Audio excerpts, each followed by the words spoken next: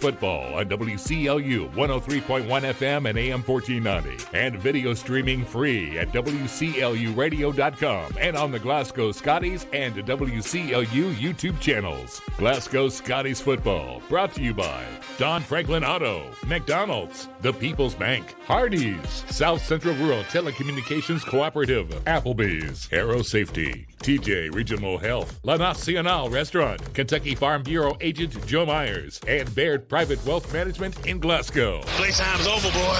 Somebody got to be the victim tonight. Go! Go! It's time to play Game Day. Let's get the game on.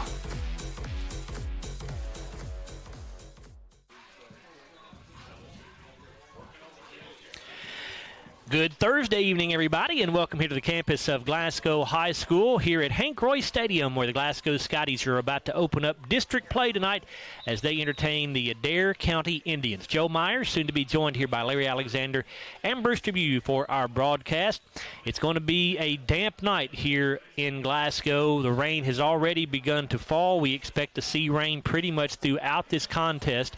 As you know, this game has been moved to tonight because of the impending weather, and things are expected to be much worse tomorrow than they are tonight, so they wanted to go ahead and try to get this game in this evening, and that's how we're playing on a Thursday instead of a Friday. The Scotties coming here at 3-2 on the year, playing their first district game of the season. They lost their last meeting at Barron County, or the last game at Barron County last Friday by a final score of 23-7. Glasgow ranked number 11 in the Class 3A media poll this week. Adair County ranked number 7 as they make their first appearance in the top 10 in the Class 3A media poll. They are 5-0 on the year now, 1-0 in the district. They've already beaten Franklin Simpson handily, I might say. They struggled a little bit with Monroe County last week. They did win, though, Adair County beating Monroe County on the road last week, 36-30. Last time these two teams met, Glasgow won in Columbia on September the 22nd last year. Final score in that one was 36-16. We'll come back in a moment and sit down with Glasgow head coach Jeff Garman to get his thoughts on the matchup with the Adair County Indians. We are back after a 3-minute timeout here on WCLU Sports. When the classic flavors of bacon, lettuce, and tomato meet the classic goodness of Hardee's Frisco lineup, you get instant summer favorites. Introducing Hardee's Frisco BLT Angus Burger and Frisco BLT Hand-Breaded Chicken Sandwich. At Don Franklin, we're about more than just selling cars. We're about families, generations of them. Founded by my parents in 1968, we've been here growing alongside you. From the first family car to the newest model for the next generation, our values of trust, care, and commitment are in every handshake, every deal. With over 5,000 vehicles to choose from, check them all out at DonFranklinAuto.com. Don Franklin, driven by family. Have you injured yourself playing a sport or exercising? Sports medicine experts at TJ Regional Health are trained to get you back on the road to recovery, whether you're dealing with sprains, fractures, knee and shoulder injuries, or other common injuries. Our goal is to prevent illness and injury in active individuals of all ages and help prevent future problems to maximize your performance. Find out more at tjregionalhealth.org/rehab. Patients first, team always. TJ Rehabilitation Services. Your Glasgow destination for the finest flavors of Mexico and more. Priced to keep you coming back again and again. Authentic and delectable. La Nacional International Market Deli and Taqueria. Real Mexican street-style tacos. Carne asada, picadas, ceviche, tripas, burritos, quesadillas, lengua, chorizo, tortas, and more. Always fresh. Made from scratch and delicious. La Nacional. Across from Hibbett Sports, Shane Drive, Glasgow. If you haven't heard, there's a new approach to banking. It's called Kasasa, and you'll find it at the People's Bank. Your free Kasasa checking account offers you monthly cashback rewards. The Kasasa cash checking account can earn you a very high interest rate on your balance. Then link Kasasa Saver, and you'll also get a high rate on your deposits. Grow with Kasasa at the People's Bank in Glasgow, Cave City, and Marion. The People's Bank, working for you. Restrictions and qualifications apply. Restrictions may vary. Contact the People's Bank for details and to learn more. Member FDIC. Here, history will be written. Legends will be made. The NFL is back on the world stage. Kicking off in London, then Munich. It's smash mouth, in your face, lay it on the line, crowd roaring, football. Don't miss it, because this waits for no one. The NFL London and Munich games, only on NFL Network. The NFL Network is now on SCRTC Channel 124 and 424 for expanded TV customers, because there's no such thing as too much football. Every morning in hardworking America, Hardee's biscuit makers rise to bake our original made-from-scratch biscuits. And now, mix and match 2 handcrafted breakfast biscuits, just $5. Find the best deals on the Hardee's app.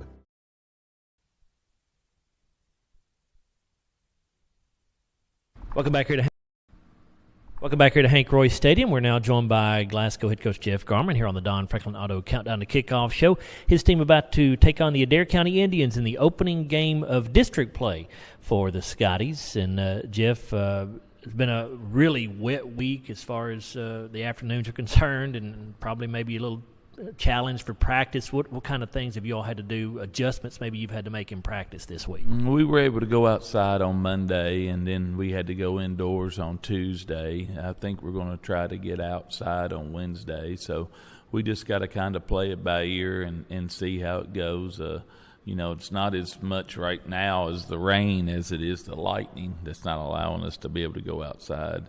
But, we can't fight Mother Nature. She's going to do what she wants to do. And, it looks like it could be some really bad conditions come Friday night. Let's talk about those conditions, Jeff. I mean, obviously nobody knows exactly what the weather's going to be like at the time that we're recording this, but do you feel like it has a negative effect on you guys or Adair County or more the other, or what do you think? I think it affects both teams. I mean, anytime you play in conditions like this, and from what I'm reading and what they're saying, it could be pretty bad. The last time I remember a storm like this coming through would have been about 16 or 17 maybe. I remember we played Fort Campbell and we had to move the game to a Saturday. So it could be conditions like that something like that is forced to be done. But we just got to kind of wait and see. And the school people, they take care of that stuff, and we'll just see how it all plays out. Looking back at last week's game against Barron, Jeff, obviously things did not go as everybody had hoped they had. If you're a Scottie fan, offense really struggled. Just 115 yards, just 7 points. Missed out on some good scoring opportunities. What kind of things need to change or needs to happen for you guys to be able to finish off drives with points more often? Well, I mean, it's score, and that's the name of the game. And when you get opportunities, you've got to execute. We had the ball down at the 5, didn't execute. One play was a shot play that we didn't even get to do anything because miscommunication on the play. So things like that, it just, I see us continuously, shooting ourselves in the foot when we got opportunities. It was the same story against Allen, having the ball down in the red zone and not being able to score. And when you get those opportunities, it's challenging that when you don't score, when you have opportunities. As far as the yardage and stuff goes, I don't pay a whole lot of attention to that. When you're starting on the 50-yard line every time and the other team's starting on the 20, there's going to be a yardage difference at the end of the game. To me, it's about execution. It's about when you get the ball down there inside the 20, you've got to find a way to score, and we just haven't done that yet.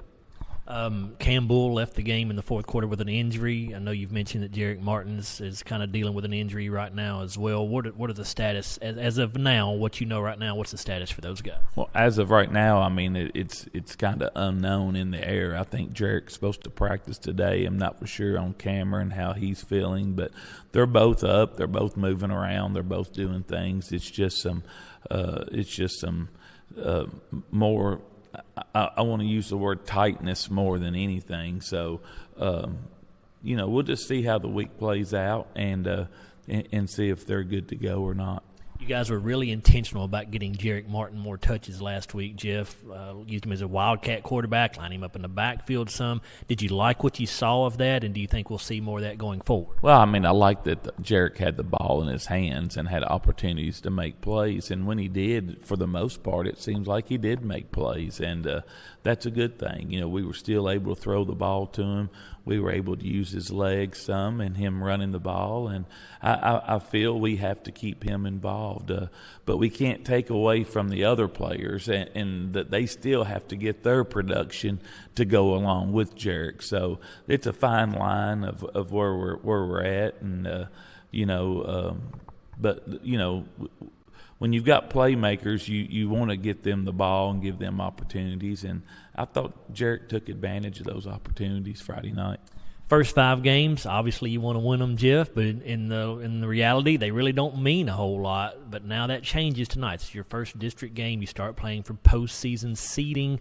Very big game because of that, right? It is a big game, and you know, we take pride in competing in our district. It's a tough district. If I'm not mistaken, out of the top 12, 13 teams in 3A, 4 of them's in our district. So it's one of the tougher districts, I think, in 3A. I don't think one team's heads and tails a lot better than any other. So I think we've got a chance. We just got to go out and execute, play our game, and we just got to play better and get some good fortune to turn our way. You know, a win changes a lot of things, but like you said, if I graded us about halfway through, we're halfway through the season. We're 3-2. Probably won 3 games that we deserved to win. I thought we played well enough to win, and then 2 games we lost. I don't think we deserved to win. We didn't play well enough, and we just have to play better.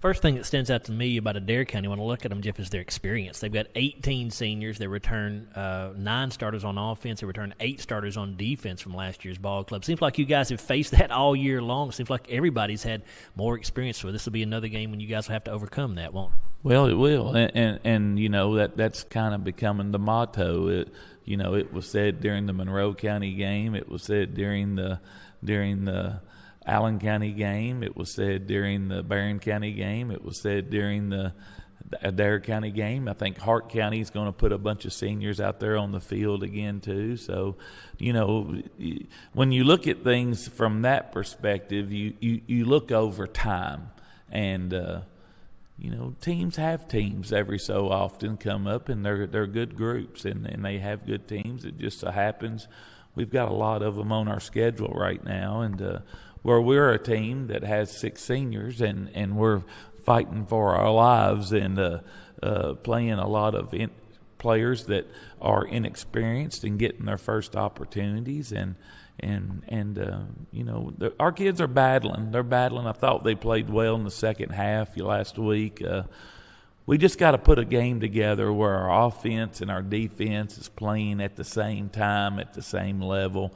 And when we do that, you know, good things usually happen. You guys are going to be facing one of the best running backs in this area, Jeff, and honestly, with Easton Jesse now, what appears to be out for the season, maybe with a knee injury at quarterback, they're using Lane Grant, number 20, mostly at quarterback. They've used another kid, Aiden Smith, occasionally. But what kind of special challenge does Grant present? He's very, very good. He's a good runner, and he throws it well enough. He can throw it.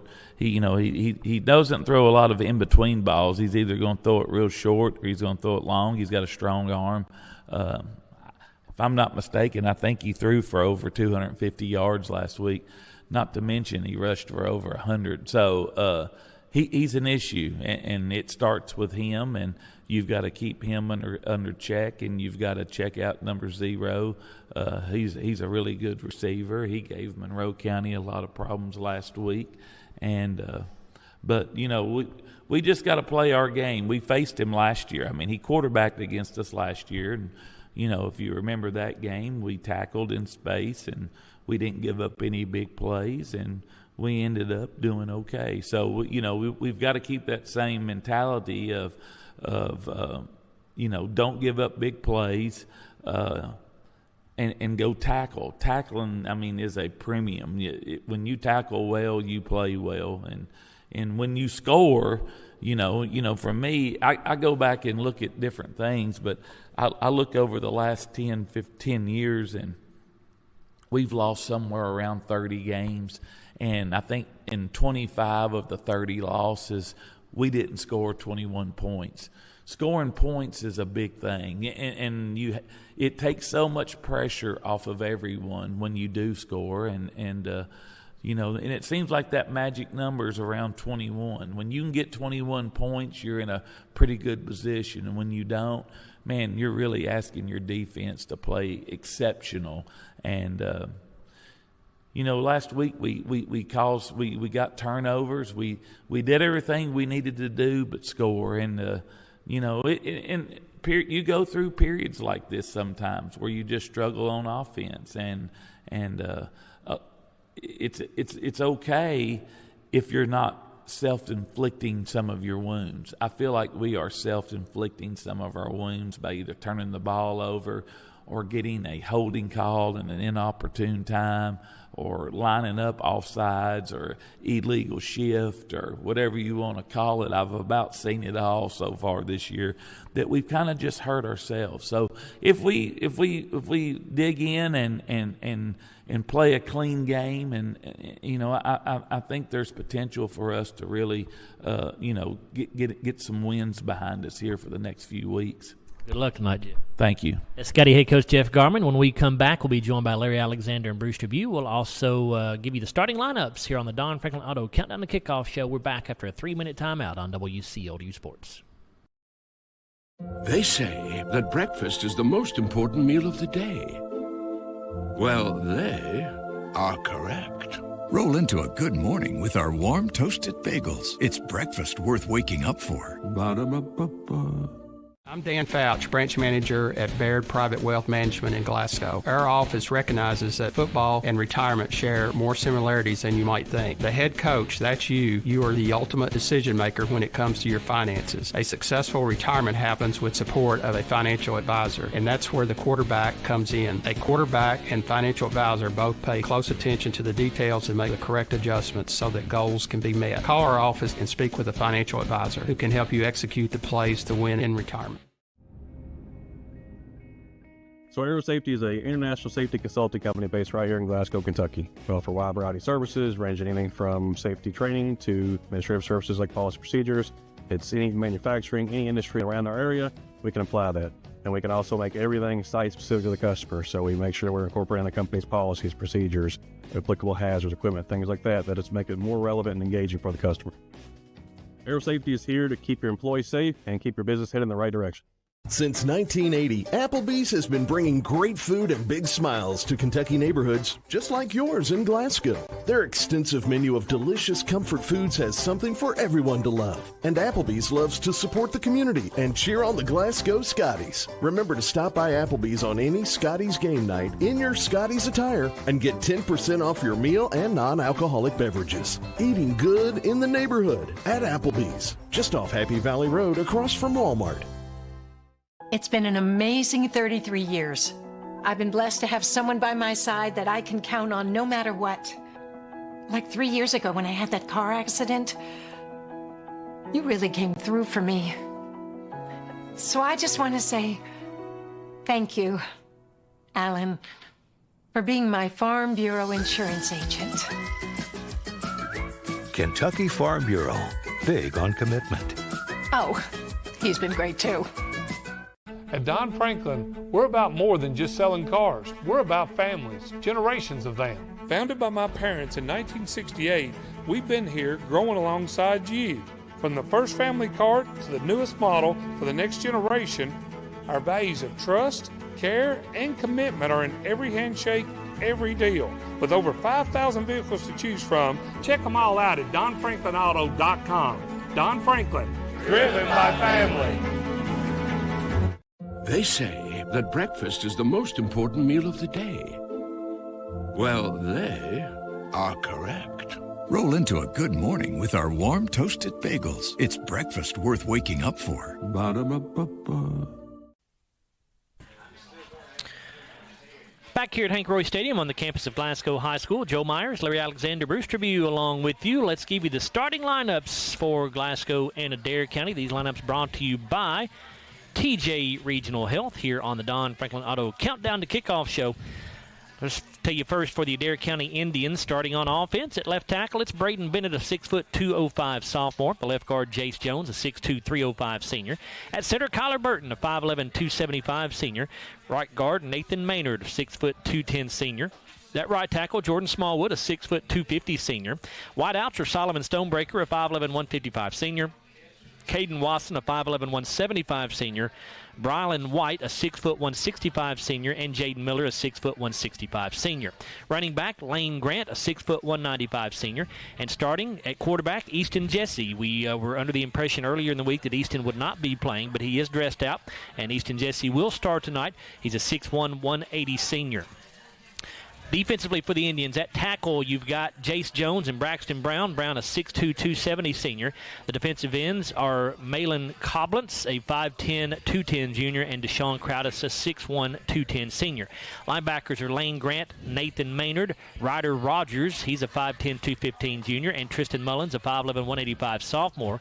Cornerbacks are Solomon Stonebreaker and Caden Wilson, and the free safety is Aiden Smith, and Smith is a 6', 155 senior.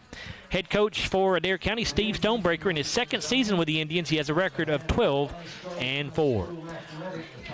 Now your starting lineup for the Scotties, brought to you by TJ Regional Health. On offense at left tackle, it's Jordan Huffman, a 6', 270 sophomore. The left guard, Keaven Massey, a 6'1", 241 junior.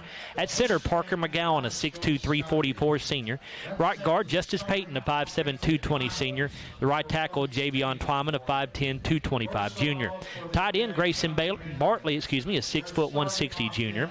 The wide out is Jalen Bradley, a 5'10", 140 sophomore. At wingback, Kellen Stone, a 5'11", 160 senior. Fullback, Kanan Allen, 5'10", 180 junior. And the tailback, Ryder Heller, a 5'11", 180 sophomore. The quarterback, Hudson Gum, a 6'1", 170 junior. You may notice that both Jarek Martin and Cam Bull were not introduced as starters. Unfortunately, both of those kids are out with injuries tonight, so the Scotties are missing two of their best offensive weapons in this ball game. Defensively for the Scotties, at nose guard is Justice Payton. The defensive tackles are Keaven Massey and Xander Contreras. Xander, a 6'2", 215 junior. At linebacker, Trey Smith, a 5'10", 156 junior. Max Lee, a 6'1", 201 senior. And Brady Geary, a 6', 195 senior. The cornerback, Jalen Bradley and Jeremiah Moore, a 5'9", 160 junior. The left safety, Ryder Heller. Middle safety, Kellen Stone. Right safety, Kanan Allen. Head coach for the Scotties is Jeff Garman in his 10th season with an overall record of 82 wins and 32 losses. Glasgow assistant coaches are Blaze Tylicki, Cameron Garman, Kevin Estes, Randall Parmley, Stephen Buford, and Tyler Hughes. And those are your starting lineups, brought to you by TJ Regional Health as we continue here on the Don Franklin Auto Countdown to Kickoff show. We bring in Larry and Bruce now to talk a little bit more about this matchup. And Larry, going to be wet. It looks like actually, well, it's still raining a little bit. It's not raining quite as hard as it was a little bit earlier, but we do expect rain pretty much throughout this ball game. We'll see who that affects more. Yeah, it's going to rain for a day, for about 2 days, It looks like, according to the weather. Very important game for the Scotties, no doubt about it. And to be without two of your best offensive weapons, it's going to be a hard task for the Scotties. But the first district game, you always want to get started on the right foot in the district. But it's going to be a tough task tonight. The Adair County team has 18 seniors. They're very well coached, and they're a good football team. Yeah, anybody go beat Franklin at Franklin, they're pretty good. Beat them to death. And they have 9 seniors on offense and 8 that start on defense. This is a very experienced Adair County ball club. Bruce, Class 3A District 2 is very possibly the toughest district in Class 3A. On top of that, you got 4 teams in the top 13 of the new media poll, and 4 out of the 5 teams in the top 14 of the latest RPI rating. So this district is no joke. It isn't, and I've got to make one correction before I start. I said hello to my granddaughter, Josie, last week. I've got 4 grandchildren. I got in a lot of trouble. So I need to say hello to Addie and Cooper, Josie and Lizzie, who are all listening tonight. I didn't think they were all listening, but now that we've got that straightened out, no, this is probably one of the toughest districts in 3A, and it's a battle every night you go out. And with the rain and our injuries, we will probably have to play our best game of the season to get a victory here tonight. Scotties, as we said, missing some key pieces. Campbell and Jarek Martin out with injuries. Jared Malagon is not going to be here at least for the first part of the game. Of course, the game was moved from Friday to Thursday. The soccer team has a game tonight, and Jared is part of the soccer team, so he was going to, my understanding is he's going to try to get here maybe by halftime. But the Scotties will be without their very dependable place kicker for at least the first half of this ball game. So, you know, lots of pieces missing tonight for the Scotties, but that just means more opportunities for other kids. We expect to see a little bit more wing T look on offense tonight because of the personnel that is not available and because of the kids that are available.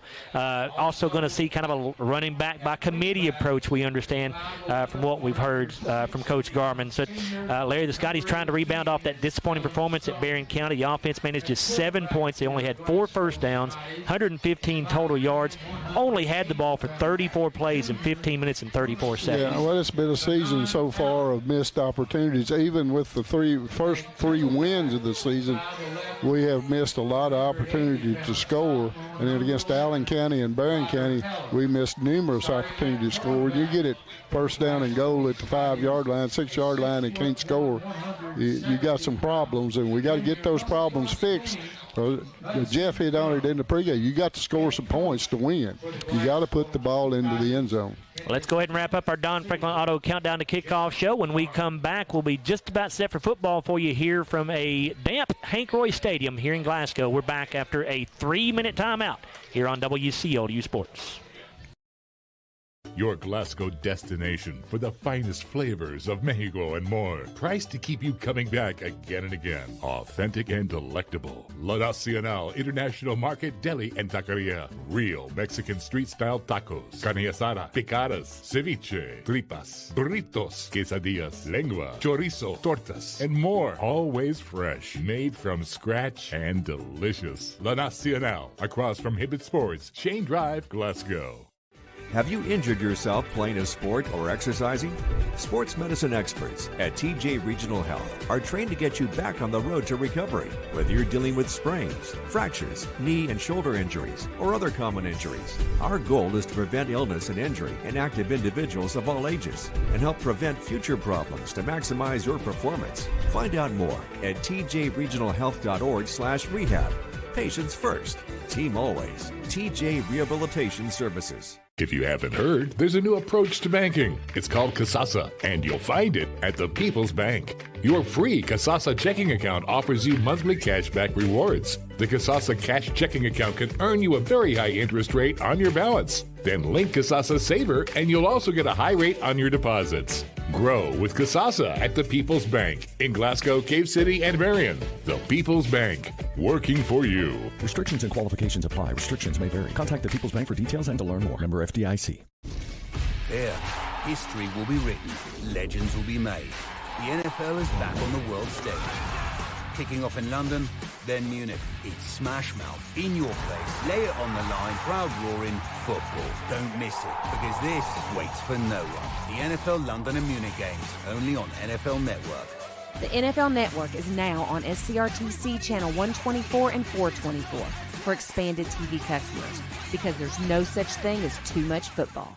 Glasgow Scotties football on WCLU 103.1 FM and AM 1490. And video streaming free at WCLUradio.com and on the Glasgow Scotties and WCLU YouTube channels. Glasgow Scotties football brought to you by Don Franklin Auto, McDonald's, The People's Bank, Hardee's, South Central Rural Telecommunications Cooperative, Applebee's, Aero Safety, TJ Regional Health, La Nacional Restaurant, Kentucky Farm Bureau Agent Joe Myers, and Baird Private Wealth Management in Glasgow. Playtime's over, boy. Somebody got to be the victim tonight. Go! Go! It's time to play. Game day. Let's get the game on. Glasgow High School, Joe Myers alongside Larry Alexander and Bruce Tribune. A couple of minutes away from kickoff here as the captains are headed towards midfield to meet for the coin toss. Larry, while they do that, what about keys for a Glasgow victory here tonight in this one? Well, number one, you got to cut down on your penalties. Number two, you got to cut down on turnovers. We're still a +2 on turnovers. We got 3 last week and didn't take advantage of them. So we got to do better on that side.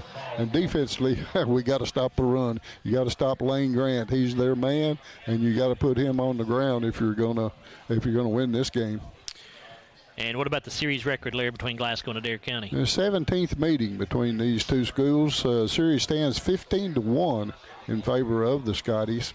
The first game against Adair County came back in 1991, which the Scotties won 47-7 at Glasgow.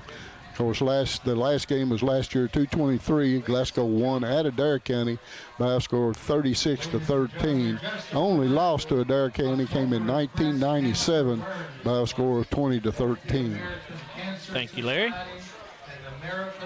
Bruce, were you watching the coin toss by any chance? They won the toss, and they will receive. Okay, so Glasgow will get the ball in the second half. So here come the Scotties onto the field here. Glasgow wearing their all Columbia blue uniforms tonight with white numerals and letters. The royal blue Scottie helmet with the familiar white Scottie paw on each side of the helmet. Adair County in white jerseys tonight with royal blue pants. They have red numerals and letters with a royal blue helmet. Your officials for this ball game, your referee is Hilton Isabel, the umpire Bernie Fugate, linesman Tommy Burris, line judge DeAndre Wilson, the back judge Avery Collier, field judge Brandon Fugate, and the side judge Terry Slack. Again, if you're just joining us and missed the pregame coverage, the Scotties without 2 of their best offensive weapons tonight, Cam Bull and Jarek Martin, both will have to sit this game out with injuries. So the Scotties will have to overcome that. Also, Easton Jesse is starting tonight for Adair County. Easton, of course, went down with an injury a couple of games ago, but he is wearing a knee brace, and he's going to give it a go tonight. This will be his first time, I think, out on the field since that injury. So we'll see how effective Easton can be.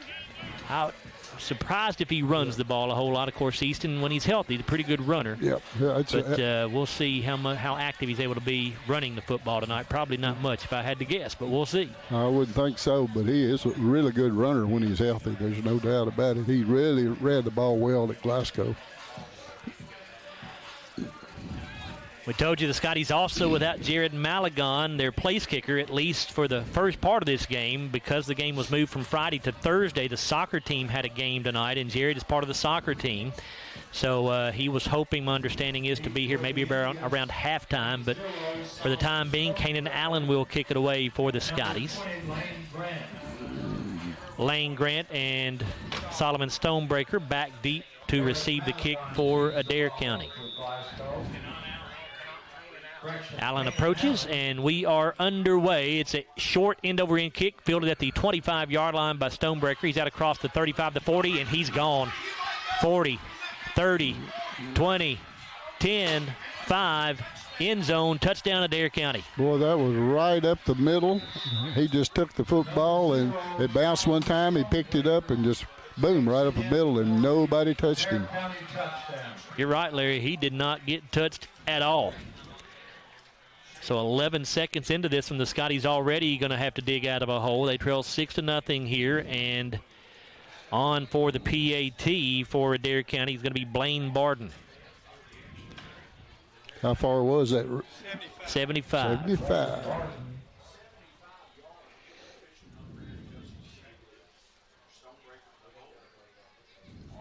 Stonebreaker, the holder here, taking a while to get this ball snapped. There it is.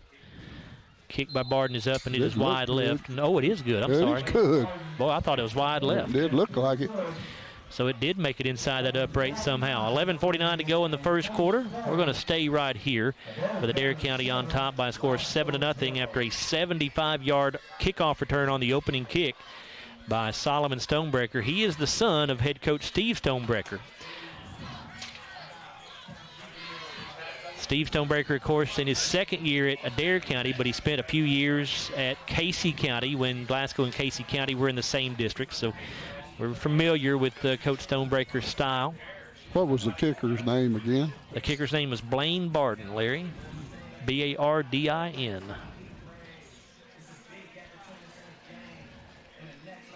The Scotties will send Jalen Bradley and Kanan Allen deep on the kickoff return team. Of course, Jarek Martin and Cam Bull are typically back there.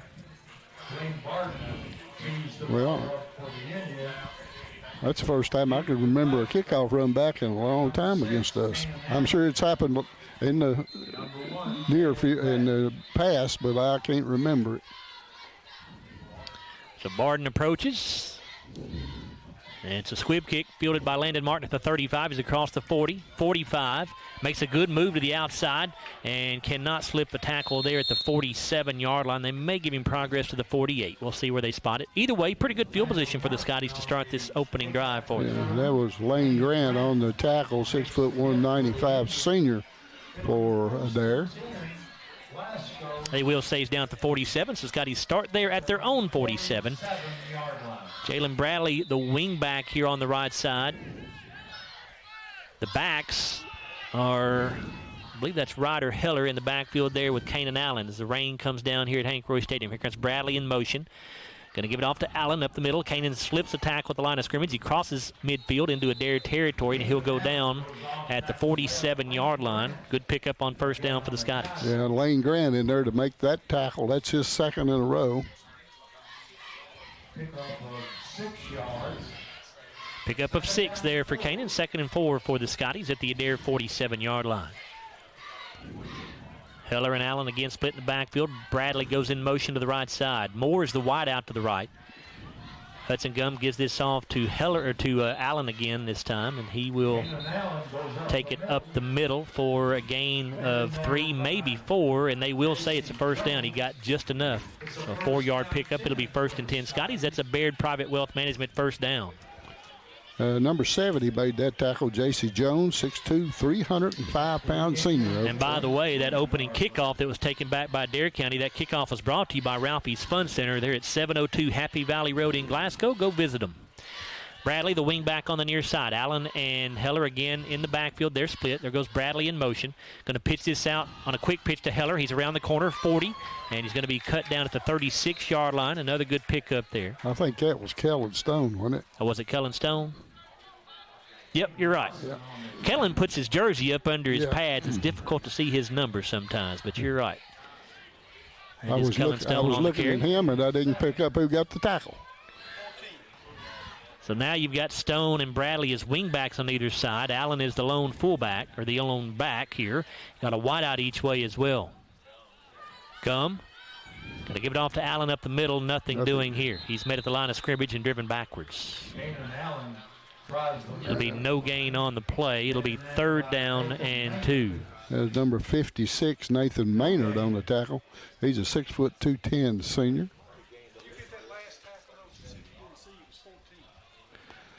Bruce tells me at number 14, Caden Watson got that tackle on the previous play. He's another senior. They don't think he got anything but seniors. Extra split here. Hudson Gum going to give this off to Jalen Bradley on a sweep around the left side, and he's going to get back to the line of scrimmage. That's it. Adair County defender was there to turn him back inside, and the Scotties will immediately have a 4th down here that they'll go for. 4th down and a very long 2, maybe closer to 3. Lane Grant made his 3rd tackle on that play. See if the Scotties can overcome the issues they have had with not being able to finish off drives here. They've got 1 first down on this drive. It started at the 47-yard line in Glasgow territory. There goes Bradley in motion to the right side. And Gum trying to dry them off sides, and there they go. Good hard count that time by Hudson Gum. He got Adair County to jump. That offsides penalty will be a 5-yard penalty that moves it for a first down for the Scotties to the 31-yard line.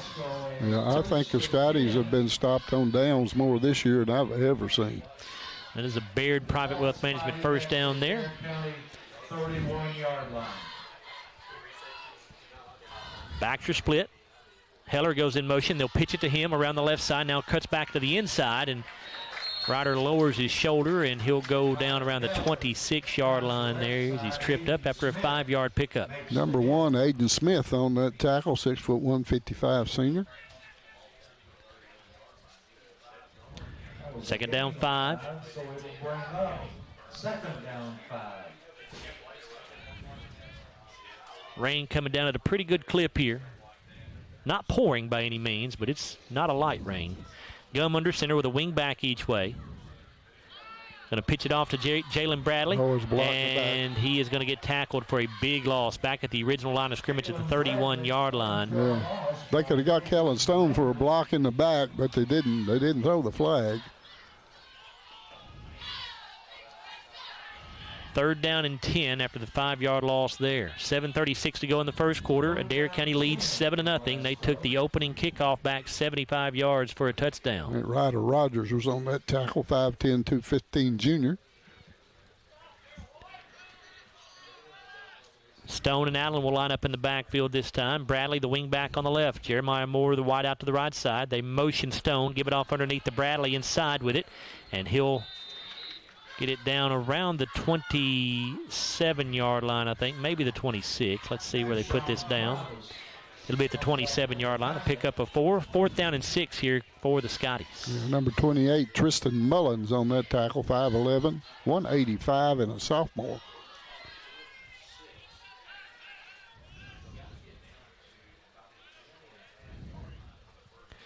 Scotties will try again here on 4th down. They got Adair County to jump on their last 4th down play. 4th and 6 here. Gum under center. Fakes the handoff. Gum keeps it around the left side. He's got all kinds of room. He'll have his first down, I think, because he's going to get to the 20-yard line, and that's what he needed. He needed the 21. So he does have a first down after a 7-yard pickup. Yeah, nice fake up into the line, and he just kept it. He faked to the right side of the formation, came back left. Got a good run. Actually, they're going to give him the 19, so make it an 8-yard pickup. First down and 10 for the Scotties from the Adair 19-yard line. 6:15 to go, 7-0 lead for Adair County. We're in the first quarter. That was a Baird Private Wealth Management first down.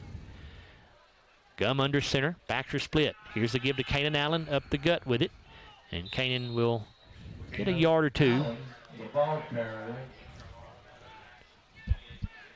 Give him 2 to the 17-yard line. It'll be second down and 8. Yeah, Tristan Mullins on that tackle. That's number 2 for him.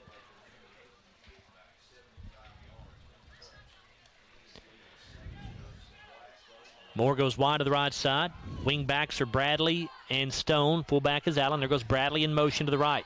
Give it off to Allen up the middle, and Kanan has to jump over a man at the line of scrimmage, and that hindered his ability to get much. Maybe got a yard to the 16. Third down 7 coming up. Yeah, Braden Bennett on the tackle, 6'2", 205 sophomore. With this rain, you would think neither team wants to put the ball in the air any more than they have to. 3rd and 7 here. We'll see what the Scotties decide to do.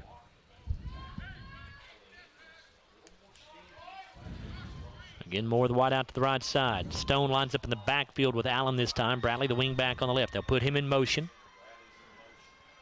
Hudson Gum has the snap, and he will throw off play action under pressure immediately, and he's going to be slung down for a sack. Back at the 20, we're going to spot him down at the 27-yard line. Gum had 0 chance right there. That defender did not get touched. Yeah, Deshaun Crowdis is the man that made the tackle, 6'1", 210 senior, but Hudson didn't have a chance that time. He came untouched into the backfield. If somebody blocks him, he's got all kind of room to run. Scotties have 4th down and 4th and about 17 here for the Scotties. Got to get to the 9-yard line. So not a lot of plays in the book for 4th and 17. We'll see what Glasgow comes up with here. Gum in shotgun. 2 receivers to the left side, 2 to the right. Bradley goes in motion. Gum to throw. Straight drop back. Flushed out of the pocket, rolling right.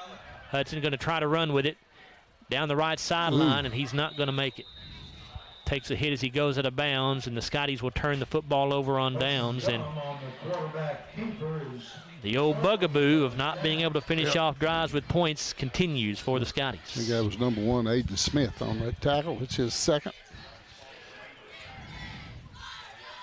It's just been a constant problem for this offense the last 3 ball games. 1st and 10 for Adair County as they will take over at their own 14-yard line here. Easton Jesse in at quarterback. He's in shotgun formation. 2 receivers to the right, 1 to the left. Goes Watson in motion to the left side, and a flag is down. What do we have? False start called on Adair County.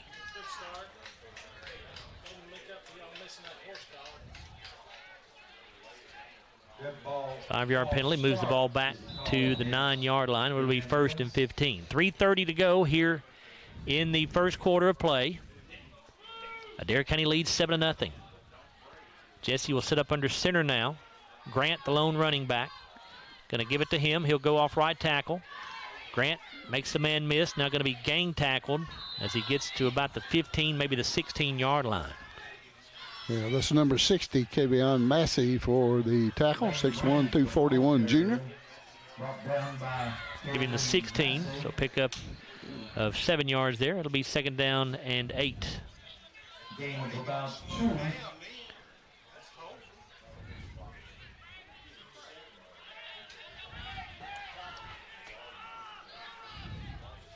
Jesse under center. Grant again, the lone setback.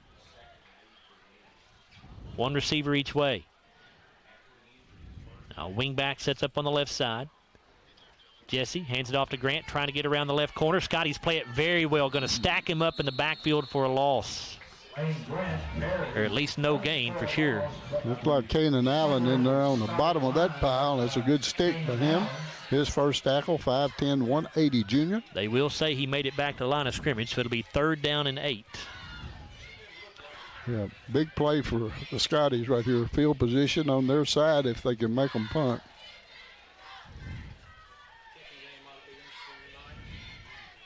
Two minutes to go here in this opening quarter. Adair County leads 7-0. Jesse will go in shotgun formation this time. He's got Grant to his right and twin wideouts each way. 3 down linemen for the Scotties. Jesse to throw. Looking over the middle, and it's going to be overthrown. He was open, but he just way overthrew. Intended that time for Jaden Miller. Jeremiah Moore was on the coverage there for the Scotties, and that'll bring up 4th down and 8. Adair County will send the punting unit in.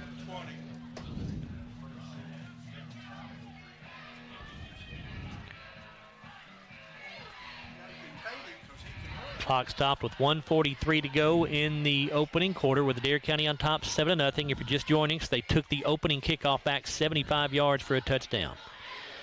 Lane Grant, who is a terrific running back, is also the punter. Does everything. You wouldn't think they would fake it here on 4th and 8 from deep in their own territory, and they don't. Kick. Fielded, dropped by Bradley, and he's going to have to fall on it back at the 38-yard line. Probably going to see a little bit of that tonight with this wet football. Jalen was going to have a chance to return that one, but could not come up with it cleanly. And then just falls on it back at the 37-yard line. Scotties will start right there, a 43-yard punt with no return. Yeah, that was a nice kick, a nice spiral.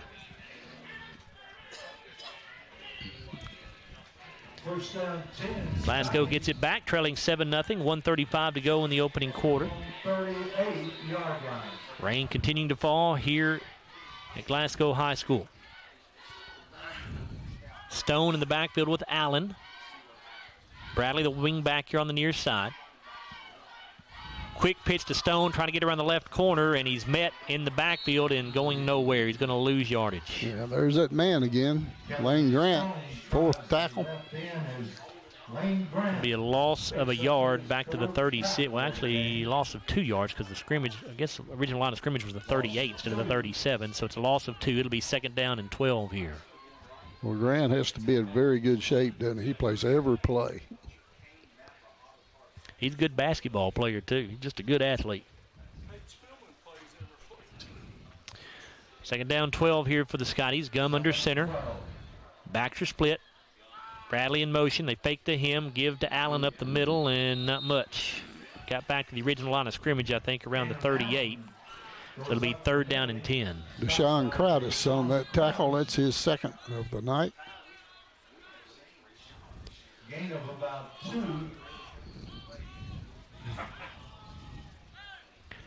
Fairly light crowd here at Hank Royse Stadium, as you might expect this evening. We hope those of you that aren't here are watching or listening to us for our broadcast here. Gum in shotgun. 2 wideouts each way. Gum to throw on 3rd and 10. Looking to the left side. Pass caught by Stone at the 45, but he steps out of bounds before he can get to the first down marker. Oh, he just barely. Well, it's going to be 4th down and a full yard here, it looks like, with the ball at the 47-yard line. Scotty's on their own side of the field, so looks like they're going to go for it. Offense staying on the field right now. We'll see if they actually snap it, just try to draw a dare off sides as they were successful in doing earlier. Yeah, I'd say that's probably what they'll try to start with. Clock stopped with 10 seconds to go in the first quarter. 4th down and a full yard here. Gum under center. Backs are split. Bradley in motion to the right side. Gum going to try to give to Allen. It's fumbled, but picked up by Bradley, and then he's going to go down. Then he fumbles, but he was down before the ball came out. Doesn't matter anyway because it was 4th down, and just a bad exchange that time on the handoff, and maybe because the ball is wet, but again, that's something you're going to have to deal with all night long here. So Glasgow, for the 2nd time already in 2 possessions, turns the ball over on downs, but this time they turned it over in Adair County territory at the 42-yard line. He might have had their own territory. If he'd have made a good, clean handoff, he might have gotten that 1st down. So 1st and 10 Indians. Jesse under center with a back, or a wide out each way, I should say. Lane Grant is the running back. Wing back is Wilson on the left side. Going to give it off to Grant. He'll bounce it to the outside. Gets the 40, the 35. A flag is down. This one's probably coming back. It's a 1st down for now, but we'll see if it stands. Typically in the area of holding there.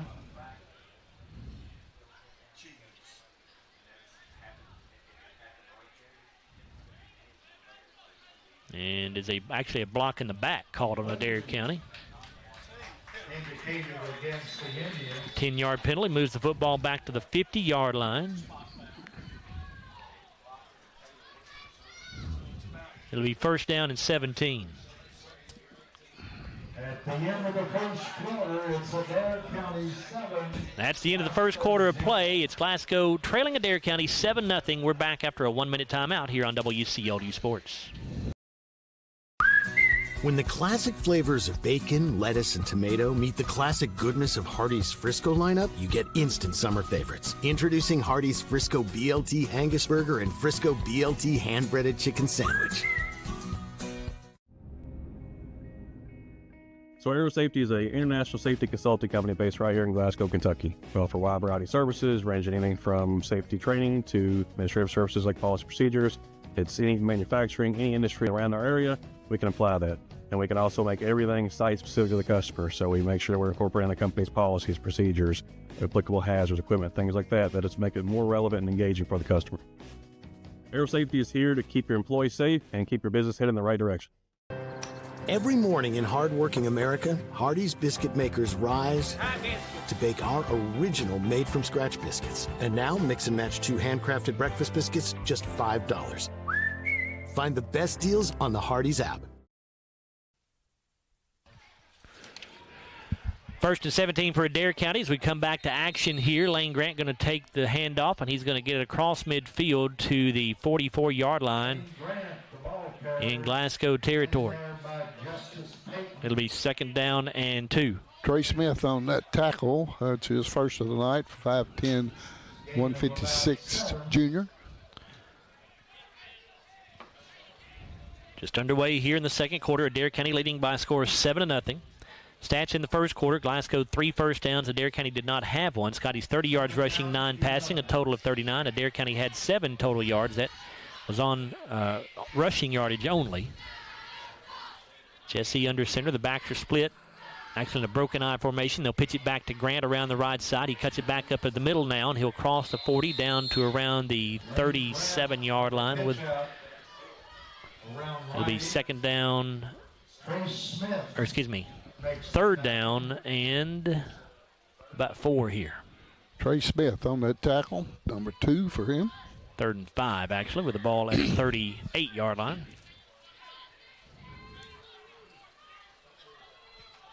Lane Grant's going off the field limping. Well, that would not be good for Adair County. Slammed his helmet down on the ground. He looked like he got a slight limp. A wide out each way. Rogers, I believe, has replaced him at running back. Jesse to throw. It's caught by Stonebreaker at the 30. Gets away from Jalen Bradley down the left sideline, and he is going to score. Just a terrible job of tackling by the Scotties, just like last week against Barron County. Yeah, I think he had the first down, but we should have tackled him right there at the spot. But he got away from 2 tacklers and got the touchdown. That makes it 13-0 Adair County with 10:21 to go in the first half of play.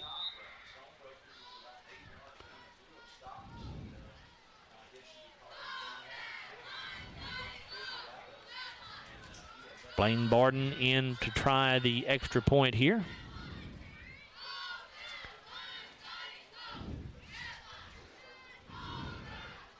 Snap down, kick is up, and boy, they have both been ugly, but they've both gone through somehow. It's 14-0 Adair County, 10:21 to go in the first half of play. We'll take a 30-second timeout here on WCLU Sports.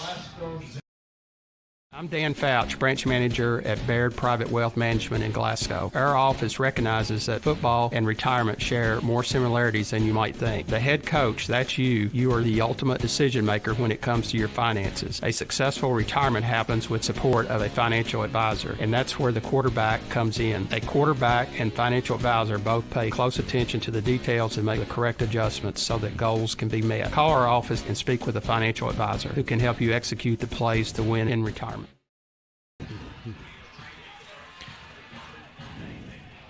That scoring drive for Adair County after Glasgow turned the ball over on downs in their own territory. 3 plays, 55 yards. Ended up being 55 yards because of a penalty that moved the ball back into Adair County territory. Scoring play was a 37-yard touchdown pass from Easton Jesse to Solomon Stonebreaker. The extra point good by Barden. 14-0 Adair County. 10:21 to go in the first half of play. Barden set to kick this thing away.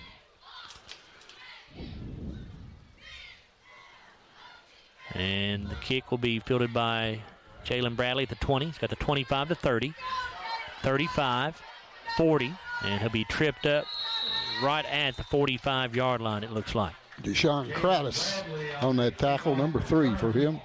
Return of about 25 yards that time for Jalen, so a nice return to set the Scotties up in good field position once again. Down and 10 Glasgow at their own 45-yard line.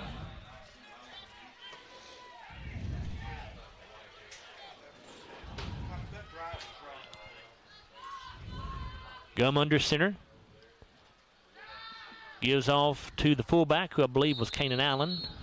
He'll get it up to the, actually that's Ryder Heller, I'm sorry. Ryder Heller on the carry. He'll get up to the 47-yard line, so he'll pick up a 3. Number, I've got a 53. After a gain of 3 yards. There's a 50, I don't know, 52 or 54, I can't remember. I thought there was a 53, but it's not. Gum under center. He'll put Bradley in motion to the left side. Backs are split. Gum fakes the handoff, keeps it around the left side, turns it upfield. He'll get across the 50 to the 48-yard line in Adair County territory. That's Deshaun Kratis again with a tackle. That's number 4.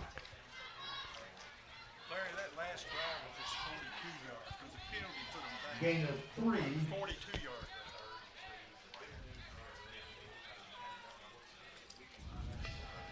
yards. Third down and 3 here for the Scotties at the Adair 48. 9:05 to go in the first half. Adair County leads 14-0 on a rainy night here at Glasgow High School. Here comes Kellen Stone in motion to give it up the middle here to Heller.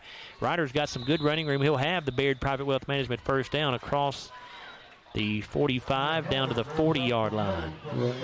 Braylon White on that tackle. That's his first of the night, 6 foot 165 senior. Nice hold off that left side that time to run through for the first down. I don't see Grant on defense this time, so he's tweaked something on the sidelines over there. Jeremiah Moore wide to the left side. Allen and Stone in the backfield. We'll go Stone in motion, going to pitch it to him around the right side. And Kellen going to get cut down after a short gain. Solomon Stonebreaker on that tackle, his second. Pickup of 2 to the 38-yard line. After a gain of 2 yards. Second down, 8. 14-0 Adair County, 8:09 to go in the first half. If you're just joining us, the Scotties are without both Cam Bull and Jarek Martin tonight. 2 major contributors on offense. You know, the Scotties need to score on this drive. Stone and Allen in the backfield. They'll motion Stone out of the backfield, give it off to Allen. He'll take it off left tackle, and he fumbles the ball, and Adair County has it. He lost that one on his own. The handoff was pretty good. Number 22 got the fumble recovery. That's Crowdis.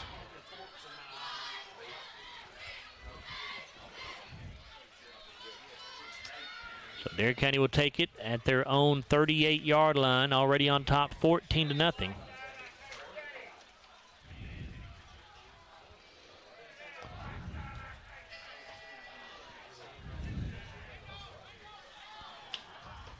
Jesse goes under center. Wide out here to the near side, a wing back either way. Empty backfield here.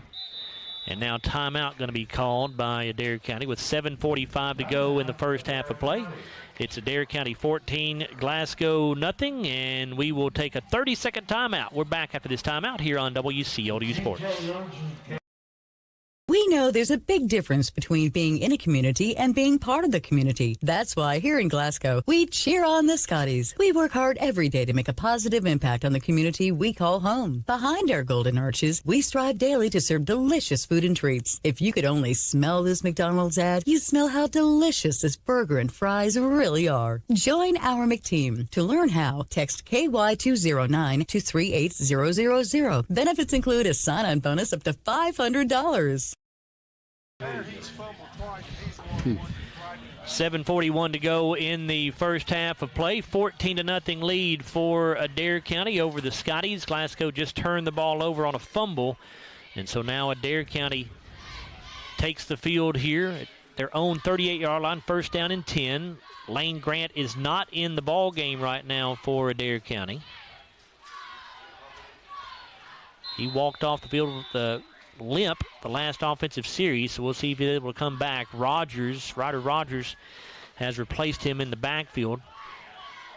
2 wing backs on the left side of the formation now as Jesse snaps and gives to Rogers. He's going to get through the line of scrimmage across the 40 out to the 45-yard line. There's a flag down. This one may be coming back. Penalty marker on the play. Is a hold on Adair County. Holding indicated against the Indians. 4 for 30. Fourth Adair County penalty for a total of 30 yards so far in this game.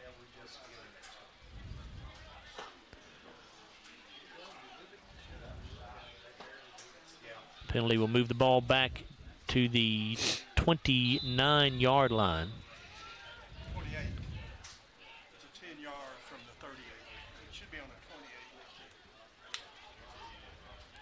First down, 29. First and 20 here for Adair County. Jesse under center. He'll put Solomon Stonebreaker in motion. Give this thing off to the back. That's Rogers. He'll get the 30, 35. He's tripped up as he gets out to the 37, maybe the 38. Boy, he had plenty of room to run, too. Landon Martin made a shoestring tackle there, just reached out and tripped him up for his first tackle of the game. Second down, 10. After a gain of 9 there, it'll be Jesse getting instructions from head coach Steve Stonebreaker over there on the sideline. Adair County does not huddle up. A wide out each way. Rogers the back. Jesse under center. 2 tight ends here. Stonebreaker to the right side. Going to give to Rogers. He'll try to get around the right corner. He's going to be taken from behind by a defender for no gain, I believe. Yeah, that looked like number 28, Brady Gary on the tackle. 6 foot 195 senior.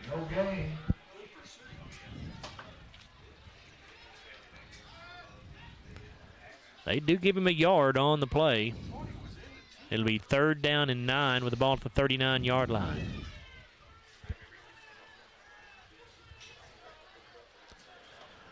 .546 to go in the second quarter. Adair County on top 14-0. Jesse in shotgun, twin receivers each way. Jesse to throw, under pressure, and he is sacked. Looked like Ryder Heller. Good pressure that time by the Scotties and good coverage by the secondary. Easton Jesse had nowhere to go with that football. It's a loss back to the 32-yard line. And it's 4th and about 17 here. And Adair County will send the punting unit in.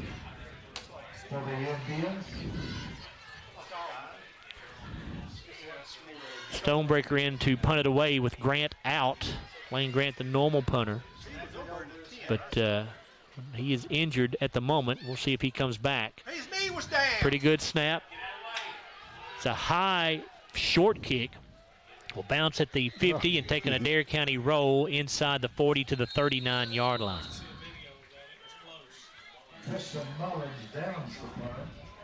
Scotties take over. Punt of 29 yards with no return. 14-0 Adair County, 4:43 to go in the first half of play. See if the Scotties can sustain a drive here on offense.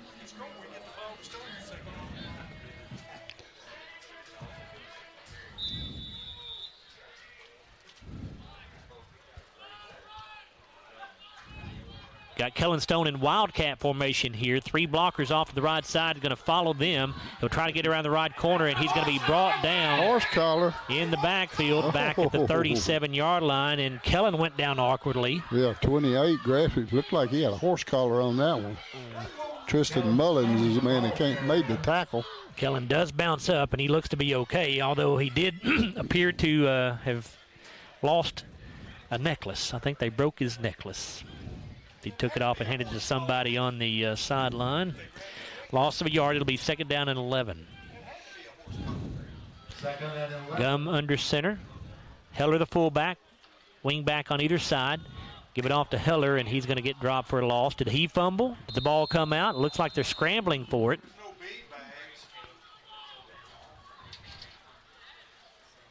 He did fumble, but they say Glasgow got back on it.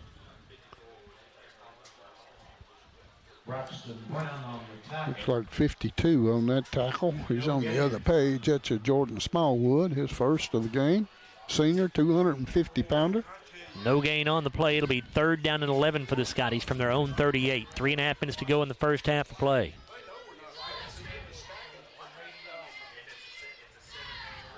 Third down, 11.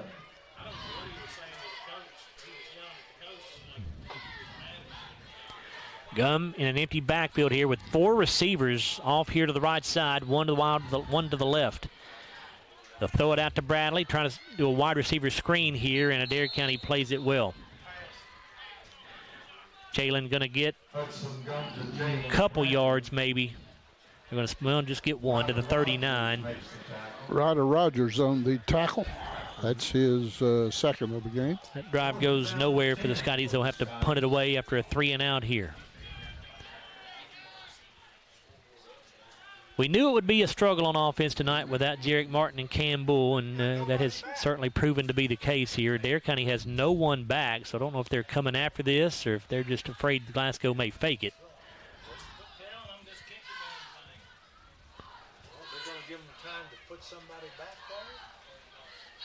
And Kanan Allen in to punt it away. It's a low snap, but Kanan plays it off one hop and bounces at the 35, takes a gigantic Glasgow roll Stonebreaker cannot get to it to pick it up for Adair County. It's going to be down to inside the 15-yard line. Down at the 13-yard line. Looks like it's down to the 13-yard line. The Scotties pin Adair County deep in their own territory here. A punt of 48 yards for Kanan Allen. That will be his longest of the season. 2:14 to go in the first half of play. It's 14-0. Adair County in front. Well, barring the opening kickoff, it hadn't have been, it's been a pretty even game. Glasgow hadn't got any offense going yet, but they've done pretty decently on defense. Jesse under center, Rogers still in there at running back, so we may not see Lane Grant again tonight. Here's a give to Rogers. He'll take it off left guard, and he'll get it up to the 15, maybe the 16. Brady Gary on the tackle, number 2.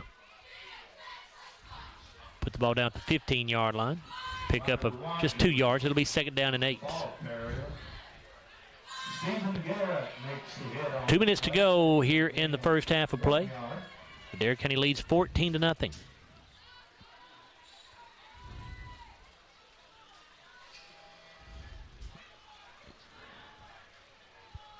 A wide out to each side. Rogers the lone setback. 2 tight ends. Jesse's under center.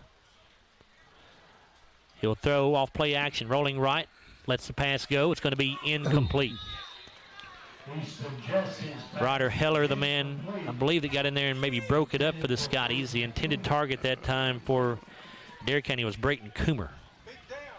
Just a little bit high for him. He went up to get it. He just couldn't hang on to it. 3rd down 8. Clock stop with 1:33 to go in the first half. Adair County at their own 16-yard line. Well, they take or 15-yard line, excuse me.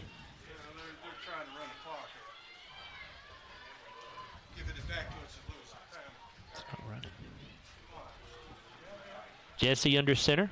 Comes a man in motion to the near side. Here's the give to Rogers, trying to get around the left corner, and he cannot. Good job there by the Scotties. Rogers again the ball player. I think that was right. I think it was Ryder Heller on the tackle. That's his 2nd tackle.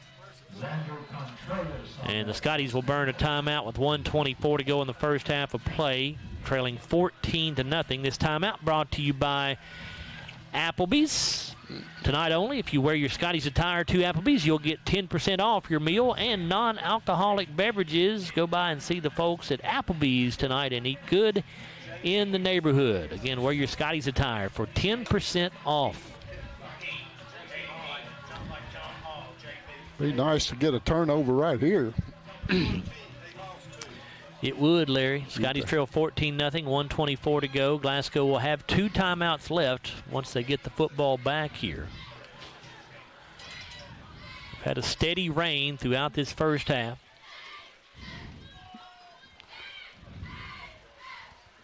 Stonebreaker in punt formation. And the Scotties are not going to put anybody back right here.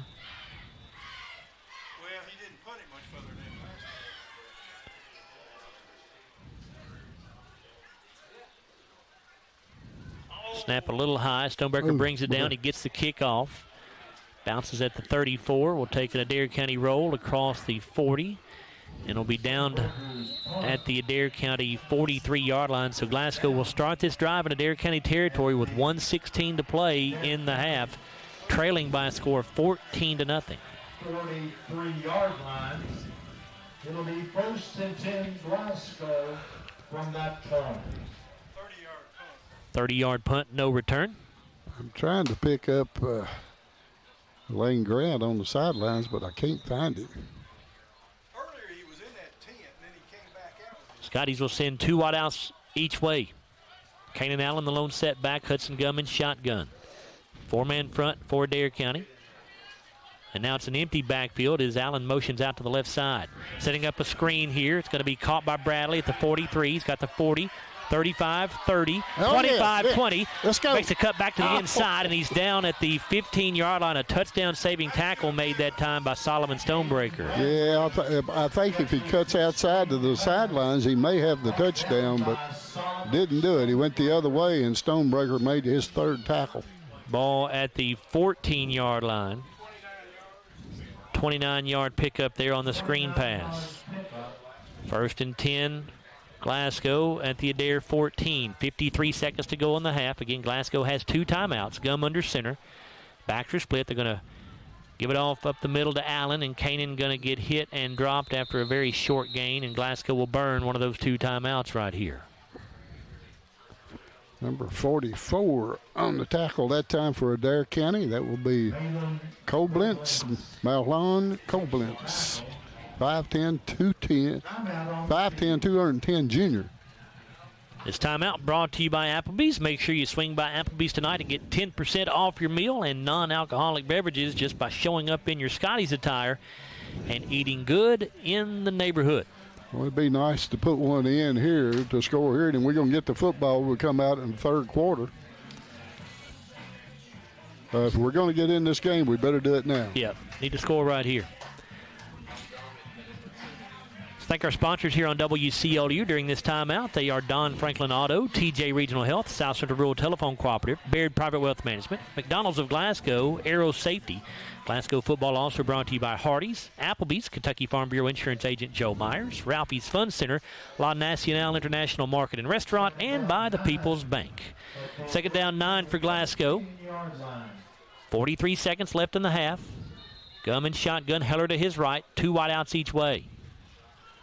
Hudson going to throw. Looking into the end zone for Jeremiah Moore. It is caught. Did he stay in bounds? He did. Yeah, touchdown, Scotties. All right. Boy, it was a looping pass. I didn't know whether he was going to get to it or not, but he did. Jeremiah Moore catches the touchdown pass from 13 yards out. The Scotties for the Scotties score. Glasgow back to within 8 points here, trailing 14-6, and Jared Malagon has made it here just in time for the first extra point attempt for the Scotties. He said he'd be back by halftime, and here he is. Snap a little low, but it gets down. The kick by Malagon is up, and it is good. Well, we got a new holder, too, since Jarek is not in. Oh, that's right. I didn't even, who was that, Larry? Did you catch the, was it Kane and Allen? I think it was Kane and Allen. Okay. So 35 seconds to go in the first half of play, and the Scotties have a little life now as they get on the scoreboard, trailing 14-7. Glasgow will get the football back to start the third quarter as well. Now you just got to make sure you don't give up a big play to the Indians here at the end of the half.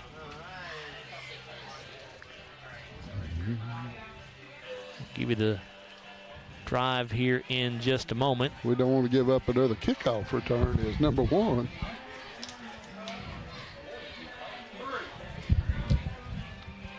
It was a 3-play drive for the Scotties. It goes 43 yards.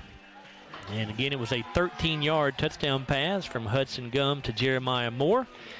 And that, by the way, for Hudson was his 4th touchdown pass of the season. For Jeremiah Moore, his first touchdown reception. Did you get all that, Larry? I did get the time. We need that, Bruce.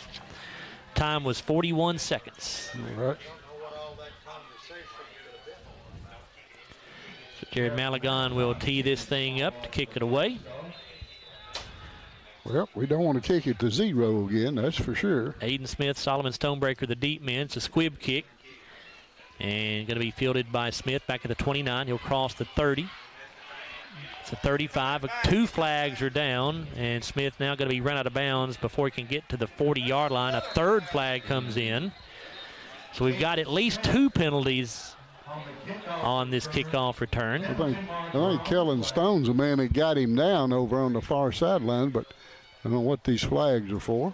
I'm guessing 2 flags came in for the same thing because they both came in around the same time, and then one came in right near the end of the play.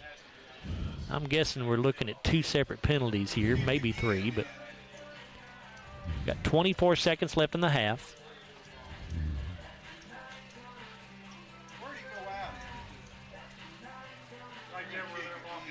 Officials talking about it, trying to get it all sorted out here.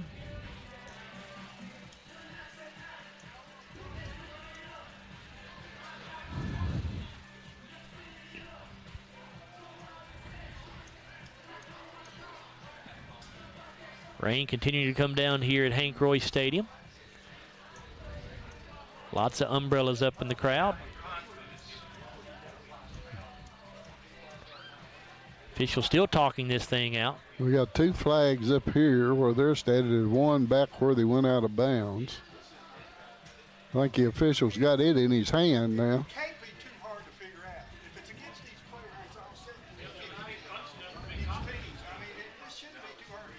All right, here come the indications. First is a block in the back on Adair County. Face mask. And so they're going to be offsetting penalties and will re-kick.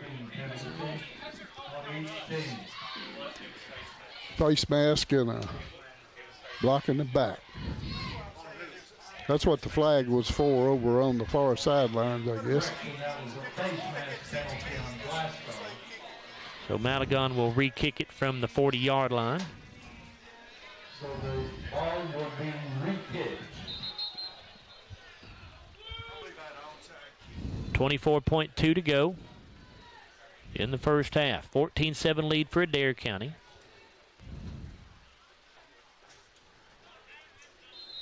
You would expect another squib kick here from Malagon. Once again, Jared Malagon to kick off for Glasgow.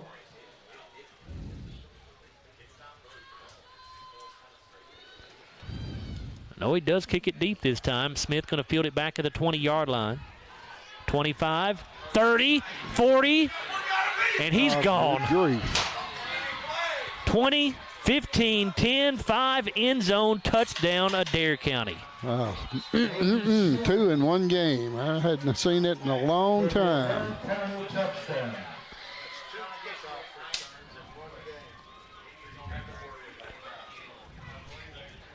You talk about deflating. Glasgow had just gotten the momentum. They had scored to get on the board and trail by only a touchdown, and they give up a second touchdown return for a game in this game for a touchdown, or a kickoff return for a touchdown. Excuse me.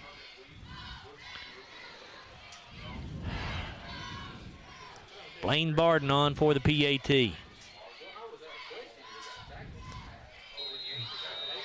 And it is up and it's good, and Adair County now leads 21-7. Well, the first kick from Malagon was a squib kick. Scotties decided to kick it deep that time, and they paid the price.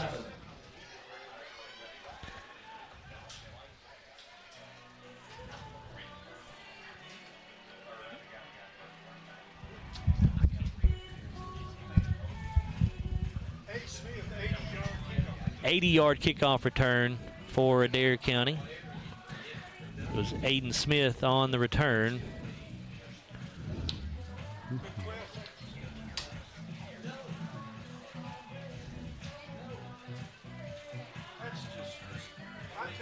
That's a punch in the gut, Larry. Yes, it is. That's hard to take. I haven't seen a kickoff run, but I never have seen 2 kickoff returns in one game against us. I can't recall it if it's happened in my time anywhere. I've been doing this 25 years. Y'all been here even longer.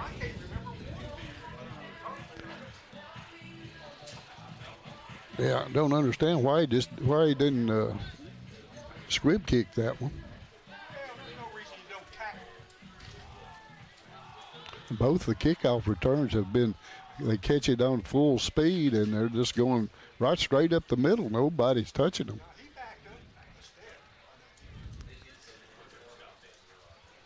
13 seconds to go in the first half here. 21-7. Adair County leads it. 14 of their 21 points have come on kickoff returns for touchdowns. Barden to kick it away. Squib kick here, fielded back at the 25-yard line. 30, 35, and up to the 36 7-yard line. That was Cabron Jones on the return that time. Ryder Rogers with the tackle, number 3 for him.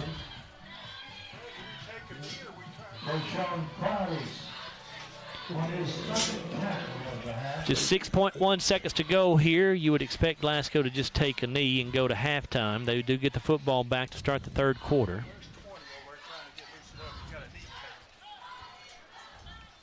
It does look like Glasgow's just going to take a knee here as Gum goes under center. He will take the knee, and that'll run out the clock here in the first half of play. A frustrating half for the Scotties. They've given up 2 kickoff returns for touchdowns, and that is the difference in this ball game. Adair County leads 21-7 here at halftime. We'll come back in a moment on the Don Franklin Auto Halftime Show, and we'll take a look at the halftime stats brought to you by McDonald's of Glasgow. We're back after a 4-minute timeout here on WCOU Sports. When the classic flavors of bacon, lettuce, and tomato meet the classic goodness of Hardee's Frisco lineup, you get instant summer favorites. Introducing Hardee's Frisco BLT Angus Burger and Frisco BLT hand-breaded chicken sandwich. It's been an amazing 33 years. I've been blessed to have someone by my side that I can count on no matter what. Like 3 years ago when I had that car accident, you really came through for me. So I just want to say thank you, Alan, for being my Farm Bureau insurance agent. Kentucky Farm Bureau, big on commitment. Oh, he's been great too. Since 1980, Applebee's has been bringing great food and big smiles to Kentucky neighborhoods, just like yours in Glasgow. Their extensive menu of delicious comfort foods has something for everyone to love. And Applebee's loves to support the community and cheer on the Glasgow Scotties. Remember to stop by Applebee's on any Scotties game night in your Scotties attire and get 10% off your meal and non-alcoholic beverages. Eating good in the neighborhood at Applebee's, just off Happy Valley Road across from Walmart.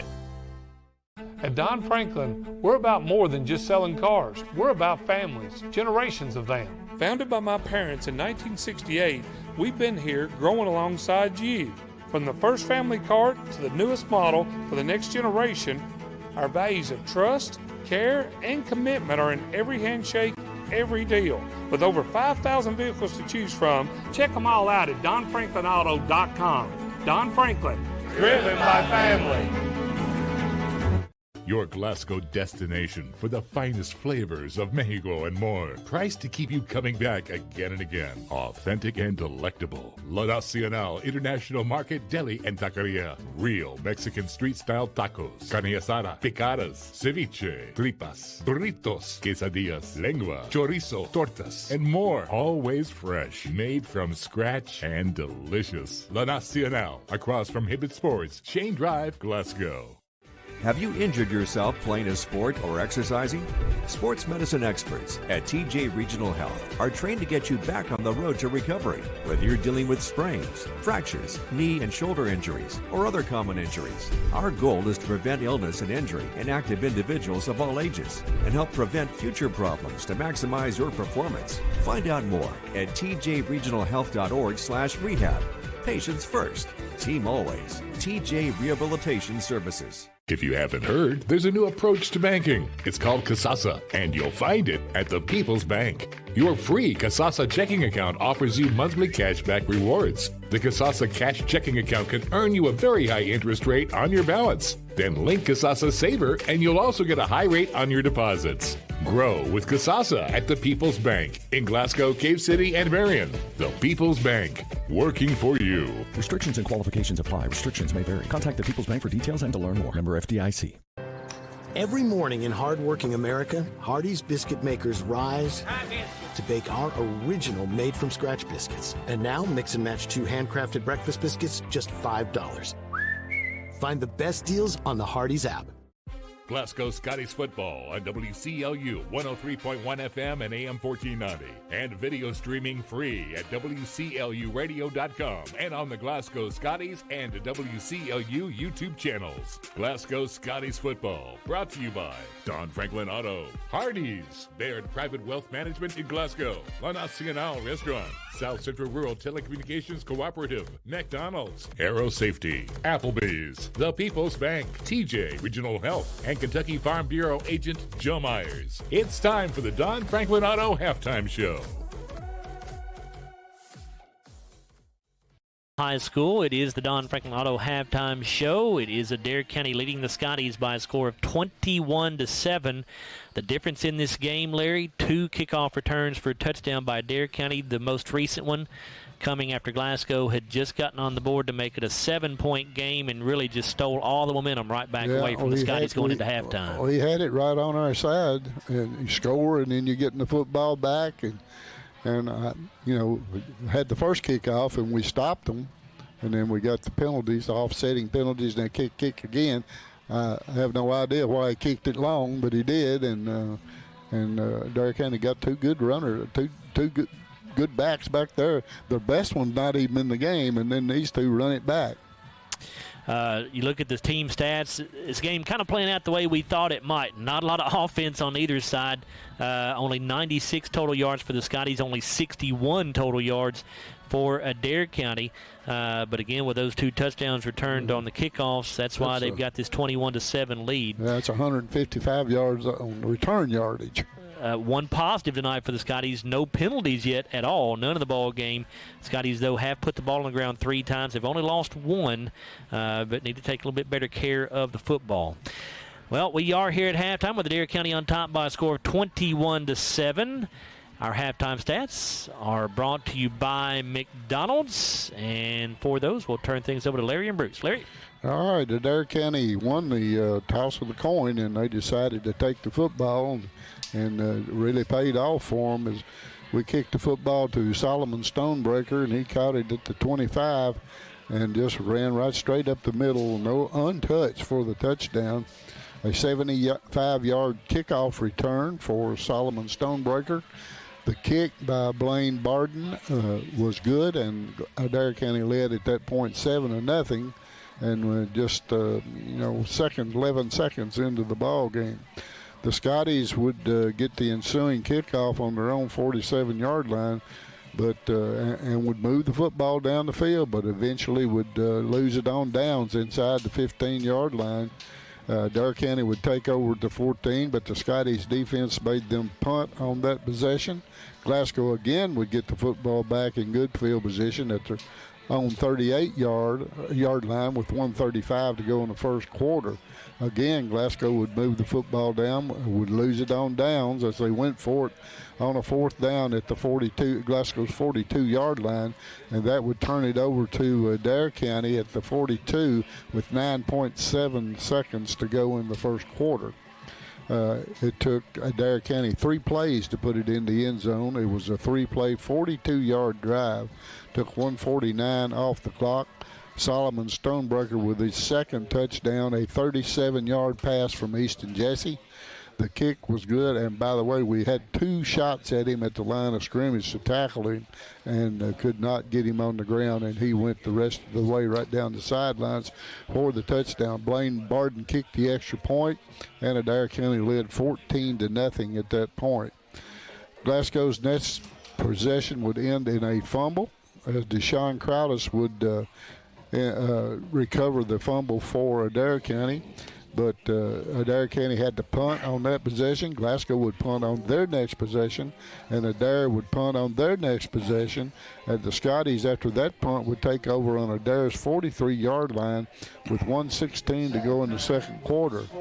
The Scotties took 3 plays to put it in the end zone, a 3-play, 43-yard drive, took 41 seconds off the clock. Jeremiah Moore, a 13-yard touchdown pass from Hudson Gum.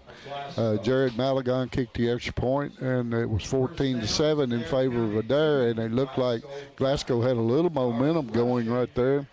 and they kicked off to Adair County, and we had offsetting penalties on the first kickoff as we tackled the runner out of bounds over on the far sideline, but offsetting penalties made them re-kick. We re-kicked this time, and Aiden Smith took it 80 yards for the touchdown, and Blaine Barton kicked the extra point, and it's 21-7 in favor of Adair. Glasgow would get the football one more time, but time would run out. So here at halftime, the score is 21-7 in favor of the Adair County Indians. Bruce? Thank you, Larry. As you say, the Scotties, like typical, we're just shooting ourselves in the foot. Yeah, just 2 kickoff returns, and we all said we couldn't remember when we'd given up a kickoff return, and it just, I mean, the Stonebreaker kid is very quick, and so is the Smith kid. But all you've got to do is contain them. That was a good kick, and we just break down and contain. And, you know, that's something Coach Garmin had talked about early in the year. Sometimes we over-pursue. And it hurts us. But let's look at our offensive stats here at our Don Franklin Auto halftime. These are your McDonald's stats with the score 21-7 in favor of Adair County. The Indians had 2 first downs. The Scotties picked up 5. The Indians rushed for 24. They passed for 37 for a total of 61. Glasgow had 44 on the ground, 52 through the air for a total of 96. We had 1 turnover in the game. That was by Glasgow. They put it on the ground 3 times and lost 1 of them. Adair County did not have a turnover. The Adair County Indians were penalized 4 times for 30 yards. Glasgow, no penalties enforced. But a big mistake we made when they had a block on the back on the kickoff, we grabbed a face mask on the tackle out of bounds, and in other words, offsetting penalties caused us to have to kick it off again, and they ran it back. So, you know, we didn't have any assessed penalties, but the offsetting penalty was really big because it gave them that second chance. Time of possession in that first half, Adair County ran 15 plays using 8 minutes and 36 seconds. The Scotties with 29 plays consuming 15 minutes, 14 seconds. Let's look at our McDonald's individual stats now. Leading rusher for the Indians is their leading rusher on the year was Lane Grant with 19 yards on 4 carries. Ryder Rogers also had 4 rushes for 11 yards. And Easton Jesse was sacked 1 time for a -6. Jesse was 1 of 3 passing for 37 yards and 1 touchdown. That went to Solomon Stonebreaker. Stonebreaker with 2 touchdowns in that first half, as Larry told you, with a 75-yard kickoff return. Grant punted 1 time in that first half for 43 yards. Stonebreaker came in and punted twice for a 29-yard average. He had a long of 30. For the Scotties, our leading rusher in that first half was Kanan Allen. He and Ryder Heller both was 16 yards. Kanan had 8 carries for 16 yards. Ryder Heller had 4 carries for 16 yards. Hudson Gum rushed 5 times for 14 yards with a long of 4.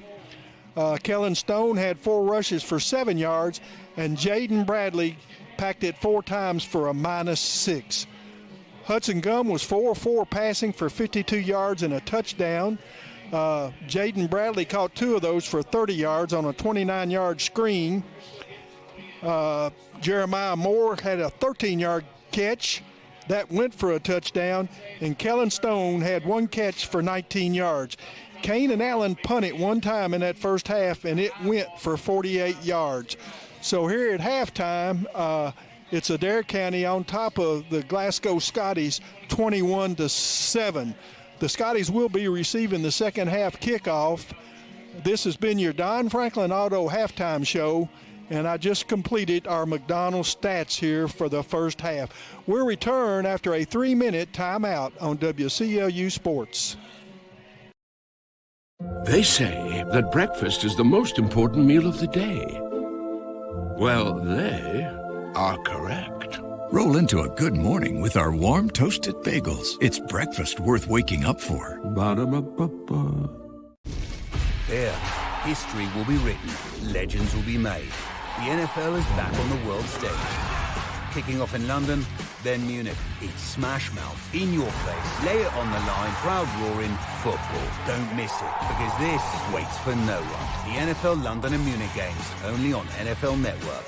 The NFL Network is now on SCRTC Channel 124 and 424 for expanded TV customers, because there's no such thing as too much football. I'm Dan Fouch, branch manager at Baird Private Wealth Management in Glasgow. Our office recognizes that football and retirement share more similarities than you might think. The head coach, that's you. You are the ultimate decision maker when it comes to your finances. A successful retirement happens with support of a financial advisor, and that's where the quarterback comes in. A quarterback and financial advisor both pay close attention to the details and make the correct adjustments so that goals can be met. Call our office and speak with a financial advisor who can help you execute the plays to win in retirement. Since 1980, Applebee's has been bringing great food and big smiles to Kentucky neighborhoods just like yours in Glasgow. Their extensive menu of delicious comfort foods has something for everyone to love. And Applebee's loves to support the community and cheer on the Glasgow Scotties. Remember to stop by Applebee's on any Scotties game night in your Scotties attire and get 10% off your meal and non-alcoholic beverages. Eating good in the neighborhood at Applebee's, just off Happy Valley Road across from Walmart. So Aero Safety is an international safety consulting company based right here in Glasgow, Kentucky. We offer a wide variety of services, ranging anything from safety training to administrative services like policy procedures. It's any manufacturing, any industry around our area, we can apply that. And we can also make everything site-specific to the customer. So we make sure we're incorporating the company's policies, procedures, applicable hazards, equipment, things like that, it's make it more relevant and engaging for the customer. Aero Safety is here to keep your employees safe and keep your business headed in the right direction. It's been an amazing 33 years. I've been blessed to have someone by my side that I can count on no matter what. Like 3 years ago when I had that car accident, you really came through for me. So I just want to say thank you, Alan, for being my Farm Bureau insurance agent. Kentucky Farm Bureau, big on commitment. Oh, he's been great too. They say that breakfast is the most important meal of the day. Well, they are correct.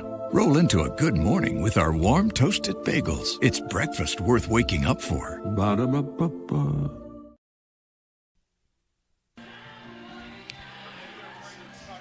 Joe Myers, Larry Alexander, Bruce Tribune back here with you at Hank Royse Stadium here on the Don Franklin Auto Halftime Show.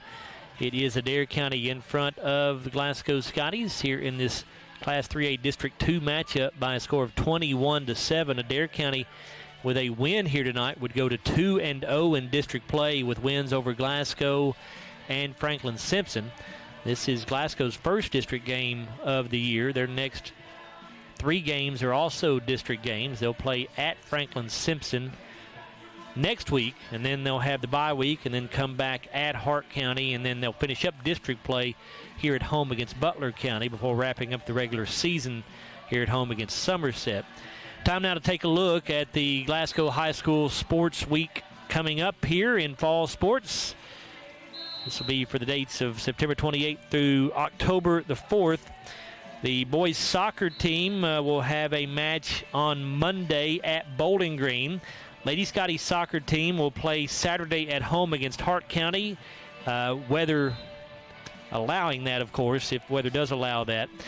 Monday they'll be on the road at Clinton County, the girls soccer team will. Lady Scottie volleyball team with another busy week on Monday. They'll be at home against Cumberland County. On Tuesday they're on the road at Warren Central, and on Thursday on the road at Franklin Simpson. The girls golf team competed this past week in the Region 3 golf tournament, and the team did not make the state tournament, but Emery Gardner did qualify as an individual, as Emery shot her career best. I think it was an 85 in the Region 3 tournament. That tied her for 8th in the region, and that qualified her as an individual for the state golf tournament, at least for the first round. They do that golf tournament a little differently now. They have a first round, and then they'll play the remaining rounds after that. But I don't think the way it works now in that first round, there's only certain people who qualify to go on beyond that. But anyway, Emery Gardner will play as an individual in that girls state tournament first round at Hopkinsville Country Club on Tuesday of this upcoming week. The boys golf team also had an individual qualify. Griffin Jackson tied for 7th in the Region 3 tournament. So he will be playing in the boys state tournament first round on Monday at Hopkinsville Country Club. Cross-country team for Glasgow will be at the Hillbilly Run on Saturday. JV football team will be at home on Monday against the Barron County Trojans. That'll start at 6 o'clock on Monday. And the varsity football team in action next Friday at Franklin Simpson in their second district game of the year. Pre-game coverage will begin at 6:30. Our broadcast starts then, and the kickoff scheduled at 7 o'clock. Larry, keys for Glasgow to come back and get a win here in the second half. Got to find some offense, Joe. I mean, we just got to put the football in the end zone. And when we do, we got to stop the kickoff returns. That's, barring those two, we're sitting at a 7-7 football game. But they did run them back, and we're down 21-7. So we really need to take this first possession and score and get a little momentum back and then stop them on defense.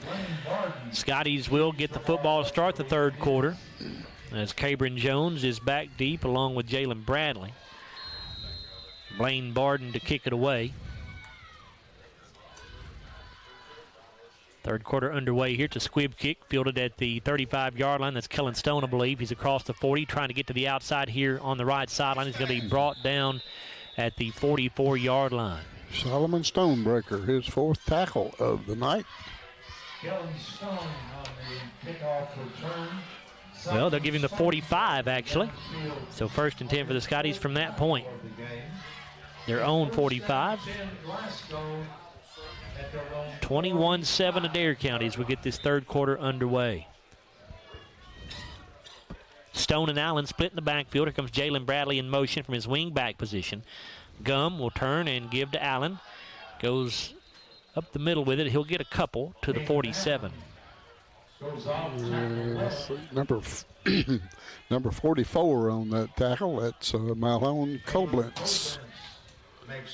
That's his 2nd of the night. After a gain of 3 yards. Second down 8 for the Scotties. I guess you pronounce that Milan, I guess. I think it is Milan, yes, sir. Bradley in motion to the near side. Stone and Allen split. Fake to Allen. Hudson Gum tries to keep it around the right side. Adair County ready for it this time. Yep. No deal on that one. Going to be dropped for a loss of 3, it looks like, back at the 44-yard line. It'll be 3rd down and 11. He had 3 players right there on him. Ryder Rogers is the first man that got to him. That's his 4th tackle. Russellville leading Todd Central 20-0 at halftime. We've got a couple of other scores we'll pass along to you here. It's Clay County, Tennessee leading Monroe County 7-6 at halftime. Here's a give on a jet sweep to Kellen Stone, and he's going to get nothing. Maybe a yard at most. That's Koblenz on the tackle again. Milan Koblenz, that's his 3rd tackle. He does get a yard to the 46. It'll be 4th down and 9. It'll be 4th down and 9. Edmonson County leading Clinton County 21-14. That game also at halftime. I don't think this is probably the most updated score, but the last score we had on Hart County Caverna, Hart County led Caverna 7-0. That was at the end of the first quarter of play. Kanan Allen in to punt it away. Oh, look here. And gets it off. It's a low line drive kick, and will be fielded by Stonebreaker at the 23. Breaks a tackle initially. He's got the 25, the 30, and he'll run out of bounds at the 32-yard line here on the Glasgow sideline. Kanan Allen thought about running that football that time because he took his time about kicking and there was no rush. But there was one man out there on the left side of the formation that he couldn't get by probably. 10:02 to go in the third quarter. Scotties go 3 and out on their opening possession of the second half.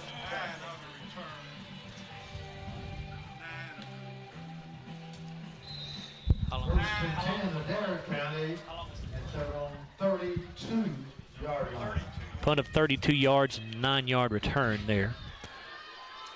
Ryder Rogers still in there at running back. We've not seen Lane Grant since the first quarter when he went out with an injury.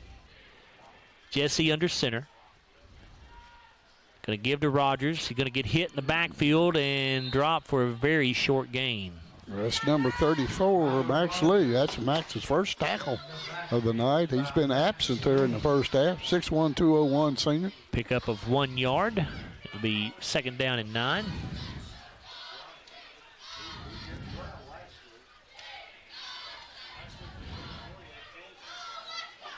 They've not changed the down marker over there yet, so let's hope that everybody remembers it's 2nd down and not 1st down.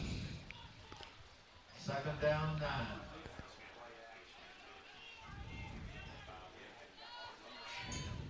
Jesse under center. 2 receivers right. Rogers, the lone running back, going to give to him. He'll go off left tackle. He's got a lot of room. Breaks a tackle at the 40, 45, 50, 45, 40, and he's going to be pushed out of bounds. Where? At the 33-yard line in Glasgow territory. Yeah, everybody got sucked in that time and they just got outside, got around the corner, got some good speed. Number 20 for Glasgow, Jeremiah Moore, missed the tackle. Pickup of 34 yards on the carry for Ryder Rogers. Yeah, and this bad tackling again. This is one that should have been stopped for a minimal gain. 1st and 10. Jesse under center with a wide out each way. 2 tight ends. Rogers the lone back.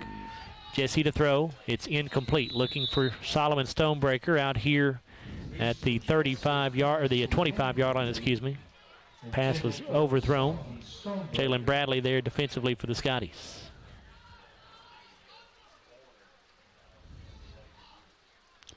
I see Lane Grant over underneath the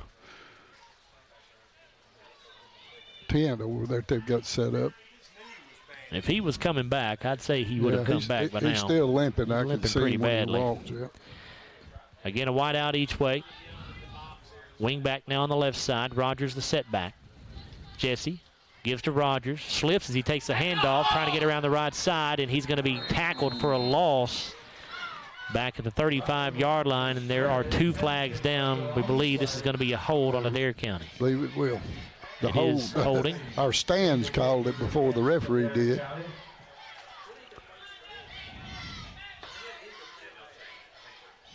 We'll move the football back to the 43-yard line and make it 1st down and 20. Or 2nd down and 20. Okay.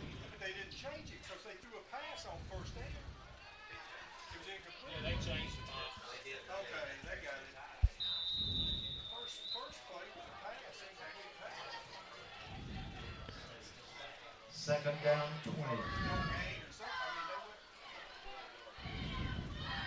Aiden Smith in the backfield now. Jesse under center. It's a power eye. Going to pitch this thing back to Smith. He gets hit and dropped for a nice tackle that time. It's Landon Martin with a big loss there. Well, he just shot through there. Nobody touched him. 2nd tackle for the junior. That'll bring the football back to the 49-yard line now. 3rd down and about 26 here for Adair County.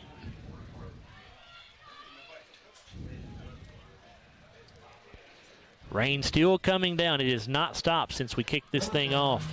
26. Jesse under center. Wishbone set in the backfield to give it off to the fullback, and he'll push his way across the 45 down to the 43-yard line. That's Rogers. There's Brady Gary on the tackle. That's number 3 for him. The ball carrier, Brady Gary, makes a hit for Glasgow. Looks like they're going to try to pin us deep here. 4th down and about 18 here. Down and about 20. Jalen Bradley going back for the Scotties. He'll stand to the 10-yard line. Solomon Stonebreaker in to punt it away. 7:21 to go in this 3rd quarter. 21-7. Adair County on top.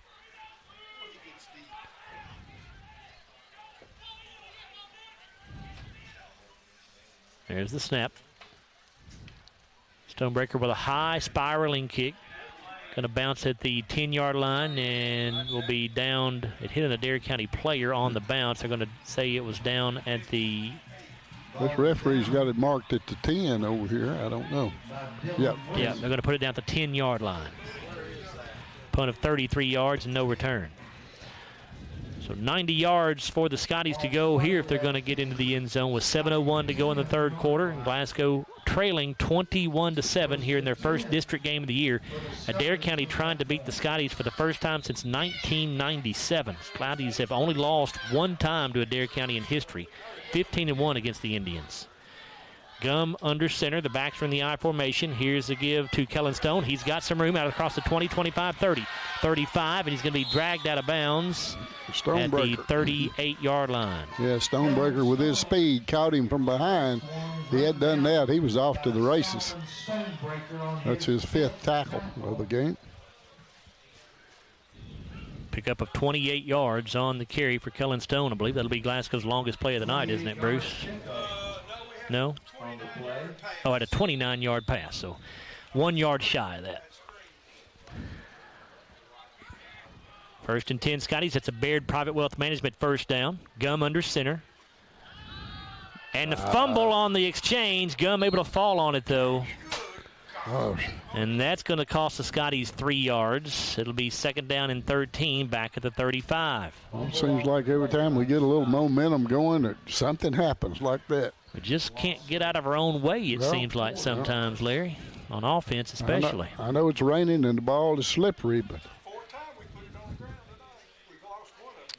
Fourth time the Scotties have put the ball on the ground, but they've only lost one, fortunately. 2nd down, 13. Gum under center. The backs once again split. Heller goes in motion. And again, they fumble on the exchange, and Gum able to fall on it, and that's a loss back to the 28-yard line. Wow.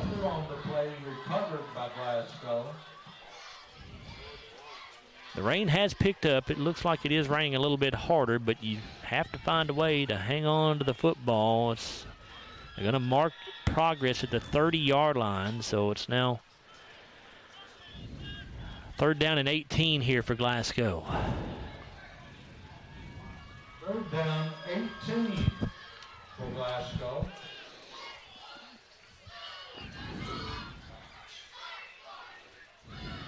Such a promising start to this drive, a 28-yard gain for Kellen Stone, but now 2 fumbled exchanges on the last 2 plays. Gum wants to throw. Now he's going to step up. Going to try to run with it. He's not going to be able to get anywhere close to a first down. He's going to go down at the 35-yard line. The Scotties will punt it away with 5:16 to go in the third quarter. That Stonebreaker on the tackle, that's his 6th of the night. For the Scotties. Kanan Allen in confirmation. Kanan Allen will come in to punt it away for Glasgow. Solomon Stonebreaker waiting on it for the Indians. Scotty's running a man onto the field late here. Still 15 on the play clock, so no rush. Snap is a little low, but again, Allen handles it. It's a high, fairly short kick. Will bounce at the 43, take a nice Glasgow roll, though, inside the 35, and will be down at the 33-yard line. Ball is down by Hudson Gum. 33-yard punt that time by Kanan Allen. So 1st and 10 Adair County. They'll start this drive at their own 33-yard line. 4:32 left in the third quarter of play. Adair County leads 21-7. Again, if you're just joining us, the difference in this ball game, Adair County has returned 2 kickoffs for touchdowns. Otherwise, we'd have a 7-7 ball game. Indians take over at their own 33. First down, 10. So Easton Jesse under center. Smith, Rogers, and I believe that's Crowdis in a wishbone set in the backfield. I think it was Crowdis who got the carry. Let me make sure on the number here. Well, yeah, that is Deshaun Crowdis on the carry. Trey Smith on the stop. That's number 3 for him.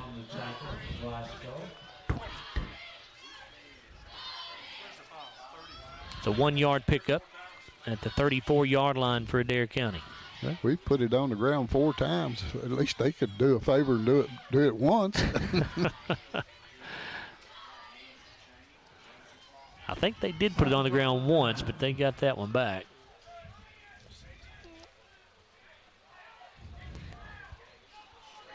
Jesse under center. Again, the wishbone set behind him. Going to give it off to Aiden Smith. He slips a tackle in the backfield. 40, 45, 50. And out of bounds at the 45-yard line in Glasgow territory, and another missed tackle in the backfield by the Scotties. Sure was. We had him dead to rights right there and just missed it. Kanan Allen knocked him out of bounds. Pickup of 25 yards. Adair in Scottie territory now at the 45 with 3.5 minutes to go in the third quarter. Adair leads 21-7. Adair County. Rogers, Smith, and Crowdis all in the wishbone set. Crowdis is the fullback. No wideouts here. Gives to Crowdis, and he's going to get to the 43-yard line for a pickup of 2 up the middle. Looks like number 50 on that tackle. That's Justin Payton on that tackle. It's his first of the night. 5'7", 220-pound senior.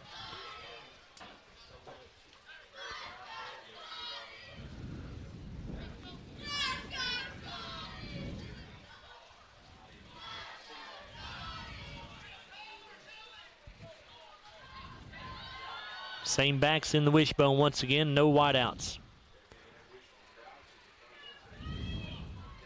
Jesse has the snap, gives to Rogers, dances around at the line of scrimmage, finds a hole. He'll get it across the 40 down to around the 38. Ryder Rogers goes off tackle right. Kanan Allen, Brady Gary in there on that tackle.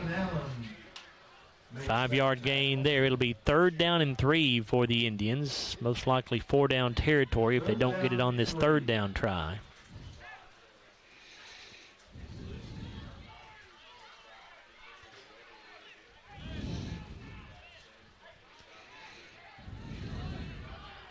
Same formation, backs in the wishbone.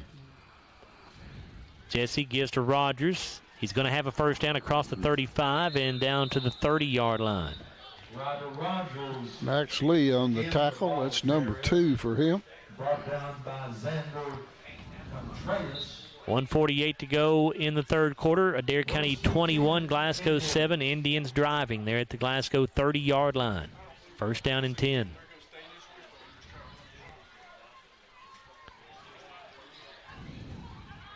Same 3 backs in the wishbone formation once again. Here's a give to Rogers. Sidesteps a man in the backfield and then slips and falls as he crosses the 30. He'll go down at the 29. Yeah. Looks like they're just going to be content just to run. After a gain of 1 yard. Run some clock. That's what I would do if I was Adair County. I would too. On a night like this, 21-7 lead for the Indians. 1:05 to go in the third now. 2nd down and 9. Again, Smith, Rogers, Crowder all in the wishbone. Give it off to Rogers again. He'll bounce it off to the outside or off right tackle. He's inside the 25 and down at the 20, I believe, just barely shy of the first down, I think. Yeah, it's actually right across the 20. It's really close, and it is a first down now. Got just enough. Landon Martin on the tackle, number 3. 1st and 10 at the Glasgow 19. 35 seconds to go in the third quarter.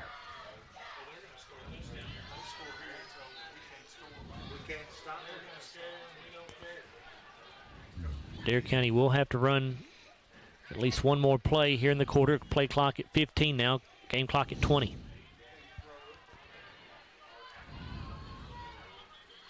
Jesse under center. Backs in the wishbone. Here's the give to Smith this time, trying to get around the left side. And a flag is down. This may be a hold on Adair County, and it is.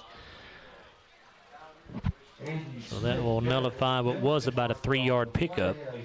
Jeremiah Moore makes the tackle for Glasgow. And this will back the ball up to the 30-yard line. Scotties still have not been penalized. For Adair County, that's their 6th for how many yards, Bruce? 50 yards. Somebody got a cramp.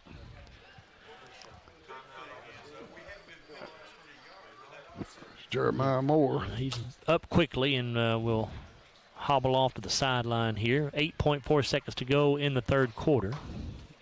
Timeout on the field. And now they're just going to run the clock. And that will be the end of the third quarter of play. After 3, it is Adair County 21, Glasgow 7. We're back after a 30-second timeout here on, or a 1-minute timeout, excuse me, a 1-minute timeout here on WCODU Sports. Your Glasgow destination for the finest flavors of Mexico and more. Priced to keep you coming back again and again. Authentic and delectable. La Nacional International Market Deli and Taqueria. Real Mexican street-style tacos. Carne asada, picadas, ceviche, tripas, burritos, quesadillas, lengua, chorizo, tortas, and more. Always fresh. Made from scratch and delicious. La Nacional. Across from Hibbett Sports, Shane Drive, Glasgow. Have you injured yourself playing a sport or exercising? Sports medicine experts at TJ Regional Health are trained to get you back on the road to recovery, whether you're dealing with sprains, fractures, knee and shoulder injuries, or other common injuries. Our goal is to prevent illness and injury in active individuals of all ages and help prevent future problems to maximize your performance. Find out more at tjregionalhealth.org/rehab. Patients first, team always. TJ Rehabilitation Services.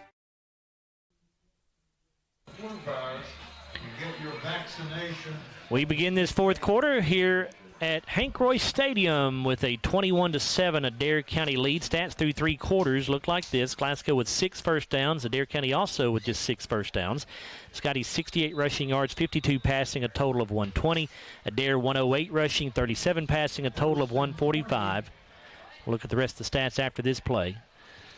It's first and 20 for Adair County at the Glasgow 30. Here's the give to Rogers. He is hit and dropped as soon as he takes the handoff for no gain. Ball came out, but a little bit late, I think. Yeah, they're going to say he was down. I think big Parker McGowan on that tackle. That's his first of the night.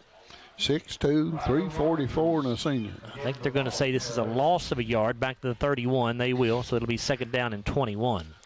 Rest of those stats through 3 quarters. Glasgow, the only turnover in the game. That was a lost fumble.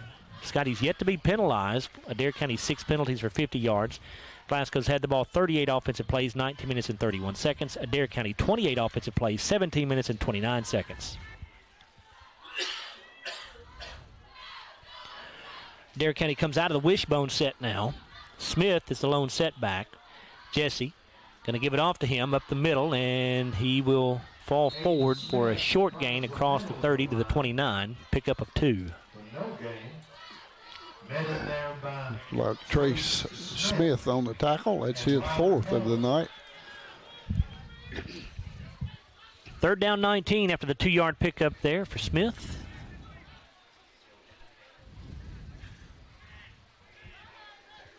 A wide out to each side. Smith again the single setback.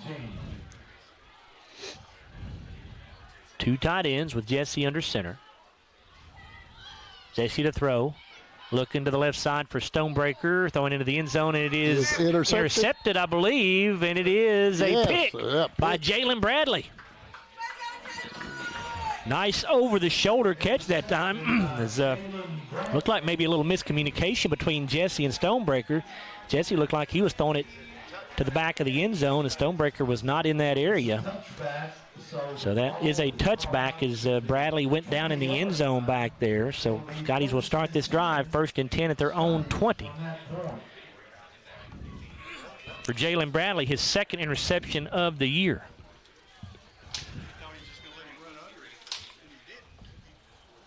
Gum under center with the backs in a straight I formation. Give this off to Stone. Kellen going to get hit after a gain of about 4 yards, it looks like, to the 24.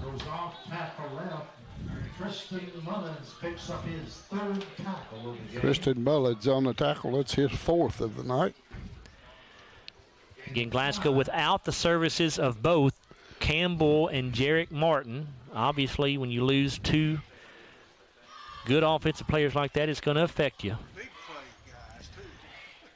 Yeah, those are 2 guys that can take it to the house anytime. Come under center. Again, the backs in the straight I formation. Give to Stone again, and Kellen going to get hit and gets away from the first man, 25-30, and he'll be taken down around the 35-yard line. But the fumble, and he fumbled. I could not see it because I was blocked out by the Glasgow sideline. The ball comes out, and Adair County gets on it. There is a flag down. We'll see. Number 1 made the tackle. That was Aiden Smith. And I don't know who came up with the fumble recovery. I guess he did.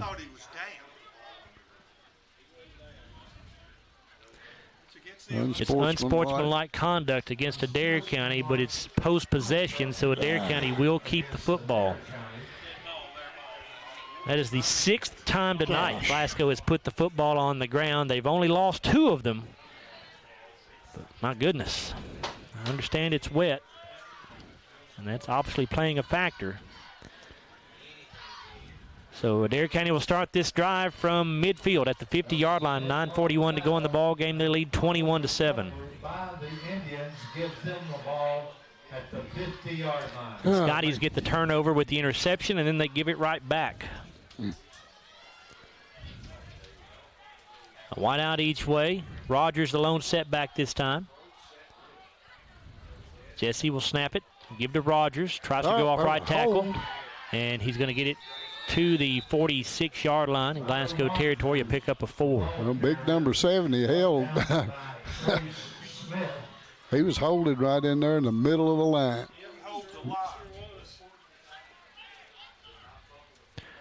Second down 6 for Adair.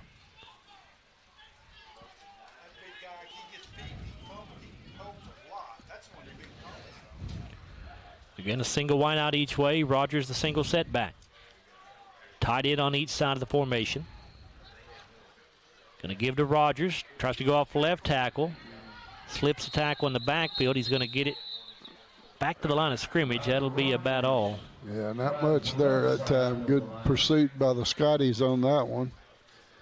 And it looks like number 60 on the bottom of that pile. It's actually going to be a loss of a yard back to the 47, so it'll be, well, wait a minute. Yeah, it is going to be a loss back to the 47, so 3rd down and 7 coming up now. Kavion Massey with his second tackle. 3rd down, 7. Got somebody down injured over player for the Scotties down at the 35-yard line.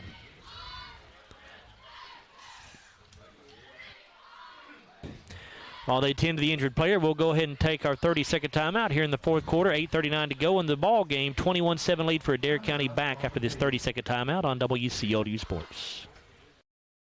If you haven't heard, there's a new approach to banking. It's called Kasasa, and you'll find it at the People's Bank. Your free Kasasa checking account offers you monthly cashback rewards. The Kasasa cash checking account can earn you a very high interest rate on your balance. Then link Kasasa Saver, and you'll also get a high rate on your deposits. Grow with Kasasa at the People's Bank in Glasgow, Cave City, and Marion. The People's Bank, working for you. Restrictions and qualifications apply. Restrictions may vary. Contact the People's Bank for details and to learn more. Member FDIC. Back here at Glasgow High School, where the rain continues to come down, the injured player, we cannot pick up the number for the Scotties. He is still down on his back. Is it Max Lee? Okay, we think it is Max Lee, according to what we're being told up here in the press box. So we certainly hope Max is okay. So they're checking him out right now. Of course, Max has been outstanding here during his senior year from his linebacker position. Came into this game tied for the team lead in tackles. Now they're going to try to get him up, it looks like. At least sit him up anyway. Remind you that Glasgow's back in action on Friday, 1 week from tomorrow, as the Scotties will travel to Franklin Simpson for the 2nd district game of the year. Kickoff slated for 7 o'clock there in Franklin. Our broadcast will begin at 6:30 here on WCLU. Of course, we'll also be down there with our live stream that you can catch on WCLU's YouTube channel, also on the Scottie channel's YouTube page, as well as on Glasgow EPB Cable 6. So lots of ways to watch us during our football broadcasts. Going to try to get Max up to his feet now.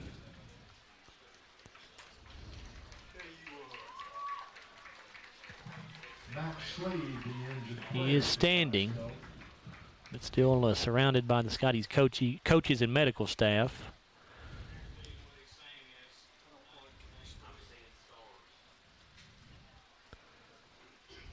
Now Mac's going to walk over to the sideline. He looks pretty woozy. Yeah, might be concussion time.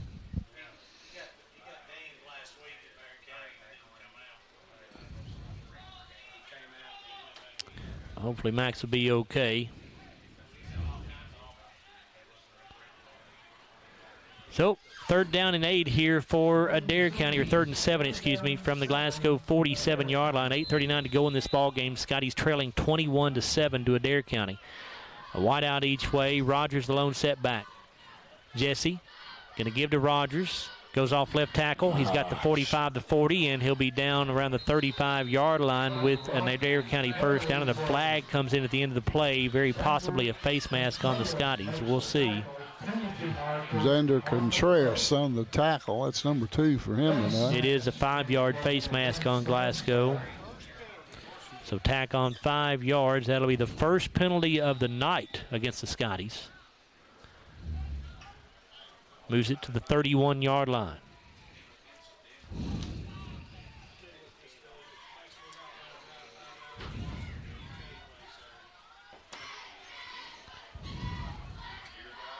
A wide out each way. Jesse under center.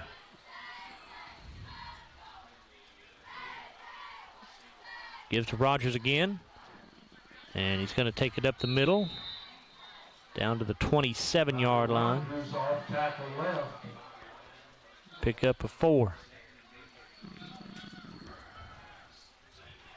I'm trying to pick up a number. That's Contreras again. His 3rd tackle.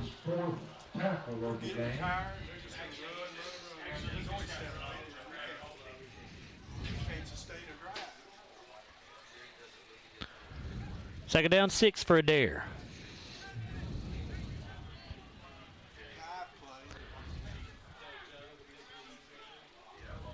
Jesse under center. Wing back on the right side.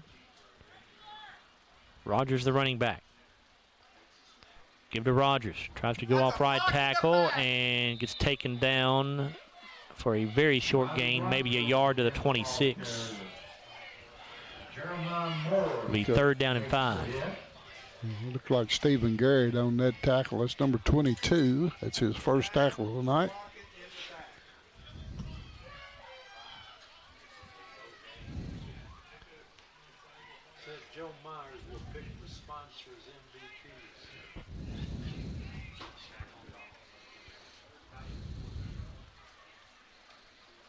Third down 5, Jesse under center with a wide out each way. Rogers, the running back. Give to Rogers. Goes off left tackle, and he'll get maybe a yard, if anything. I don't think he got anything, actually. It'll be 4th down, and they may have lost a yard. 4th down and 6. Yeah, Parker McGowan again on the tackle, and along with Stephen Garrett.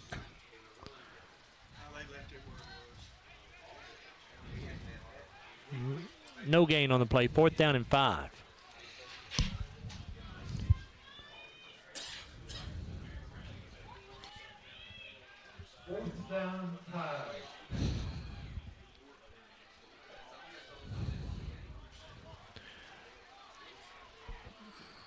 Wide out to each side here on 4th and 5. Jesse going to give to Rogers. Goes around the left side, and he's going to be swallowed up for no gain. Actually, a loss on the play. Adair County will turn the ball over on downs with 5:38 to play. Landon Martin with a tackle for the loss. Short of the first down, as Glasgow will take over. 1st down 10.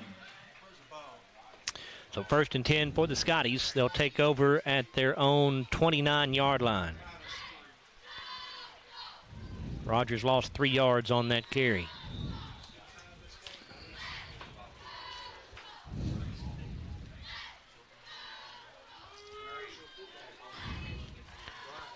Scotty's got to get things done quickly here on offense, trailing 21-7, 5:38 to go. Give to Kellen Stone. Kellen going to get hit and dropped after a gain of 2, maybe 3. Yeah, not much there. Number 51 on that tackle, that would be Andrew Zanotti. That's his first of the night. He's a 5'10", 235 senior. Pick up a 3 yards there for Kellen Stone.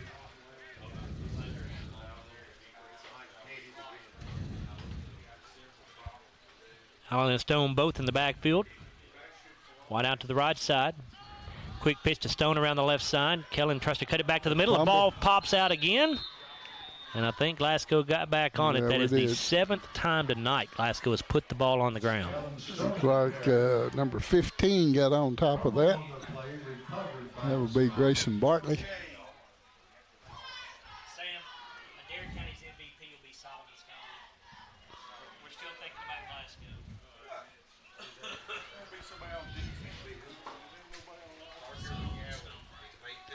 Glasgow. Parker.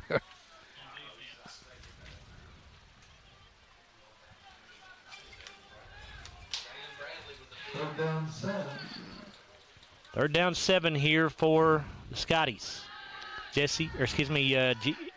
Hudson Gum wants to throw, rolling out to the right side, and it is going to be caught for the Baird Private Wealth Management first down. That is Kanan Allen, and he is out of bounds at the 44-yard line as the rain has picked up a little bit, it looks like. Yeah, Tristan Mullins is the one that ran him out of bounds over there. That's his 5th tackle. First down, Scotties. At the 144-yard line. 5 for 64 yards and a touchdown offense.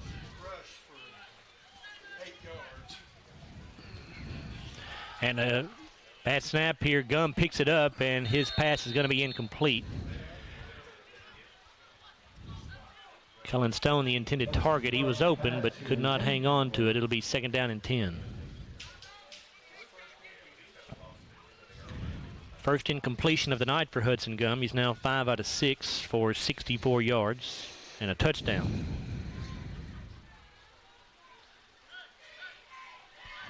Second down, 10.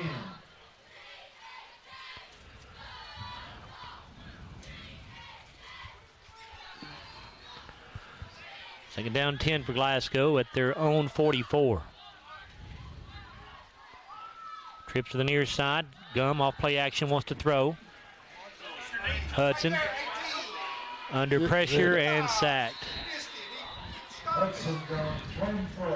Hudson hung on to that one a little bit too long. Yep. Got to get rid of the football. Got to throw it.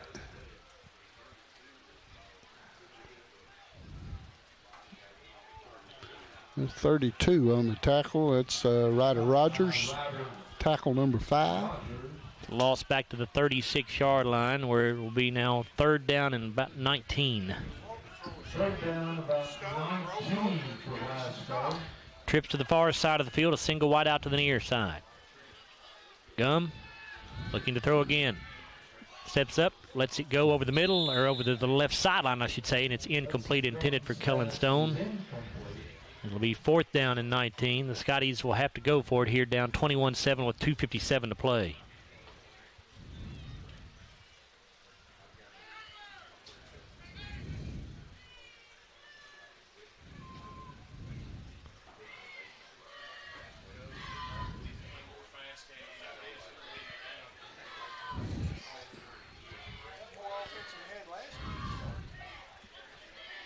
Fourth and 19. Gum has it snapped.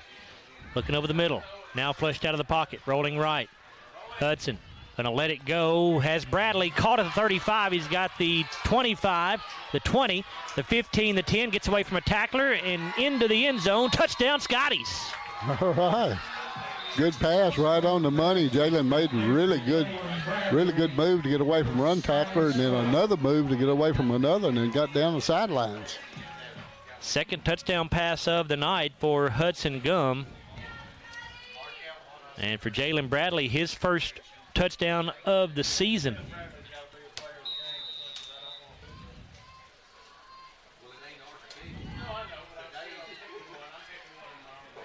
Jared Malagon on for the PAT.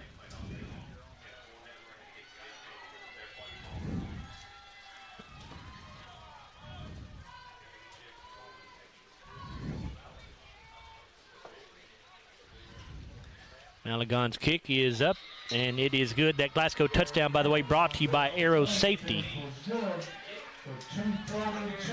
And Scotty's still breathing here, down 21-14 with 2:42 to play. Scotties do have all 3 timeouts, so could kick it deep. What do you say about those 2 kickoff returns now? Scotties could be ahead.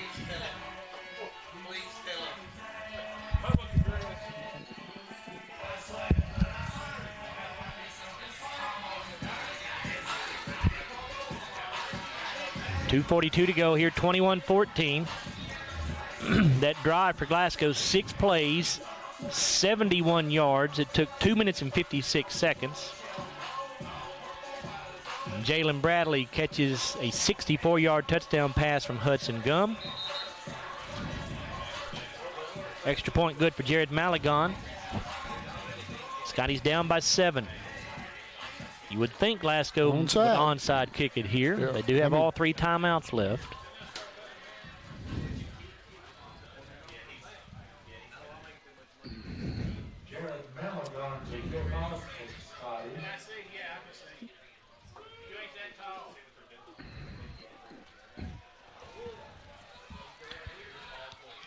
Adair County ready for the onside kick, and it is recovered by Adair County.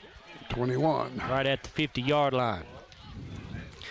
Nifty little try there as Malagon approached as if he was going to attempt the onside kick, and then Kanan Allen came in from the opposite side and actually attempted it. Ball never actually got the full 10 yards. It's recovered at the Glasgow 49-yard line. All right, you got 3 timeouts left. You got to stop. Got to stop the run. Hudson.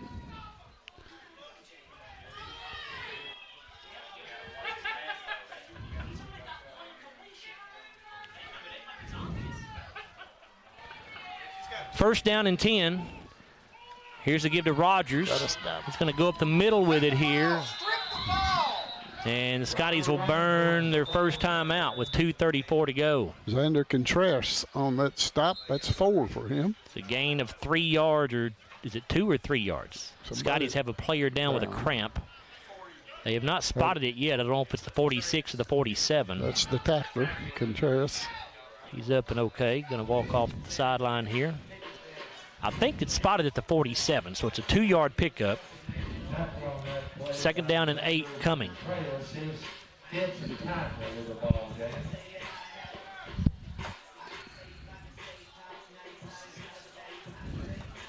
Hudson 6 of 8 for 128 yards and 2 touchdowns. Yeah, I know. I'm not arguing with you. I know. I'm just trying to. He is. I would pick Jalen personally because he had defense and offense. Neither one of them's ever won it. Got it. We got anybody on Adair County yet?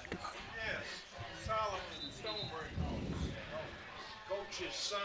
Yeah, sounds like 2 timeouts left for the Scotties here. 2:34 to go.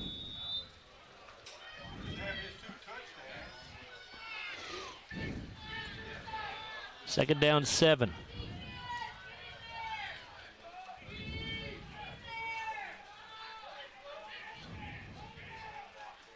Wishbone set in the backfield. They're going to pitch it back to Aiden Smith, trying to get her in the left corner. He slips a tackle in the backfield. He's going to gain positive yardage out to the 44-yard line, I think, as the Scotties will burn their second timeout. Well, Trey Smith had a shot at him back in the backfield and missed him. Riley Heller made the tackle, his third. And now Landon Martin going to come off the field hobbling.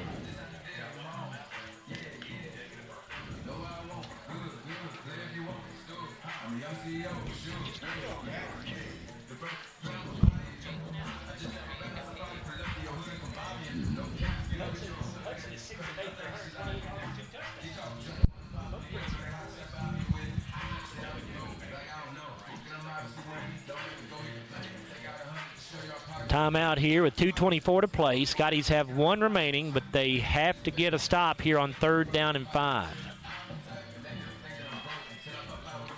Yeah, must stop right here.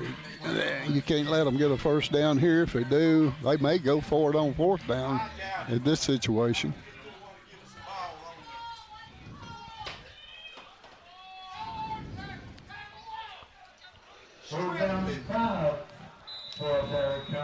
3rd and 5. Jesse under center, backs in a wishbone set.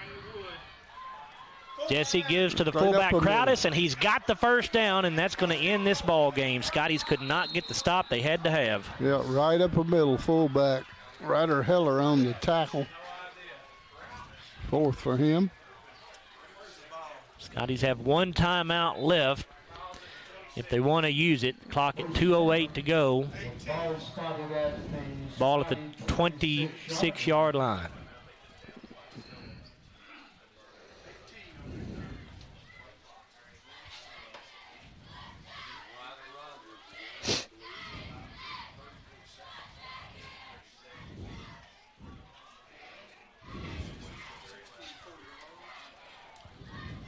Easton Jesse letting the play clock run down, snaps it with 3. Gives to Crowdis again. He breaks a tackle at the line of scrimmage, and he's got big yardage to the 15, to the 14, I believe. Ryder Heller again on the tackle, number 5 for him.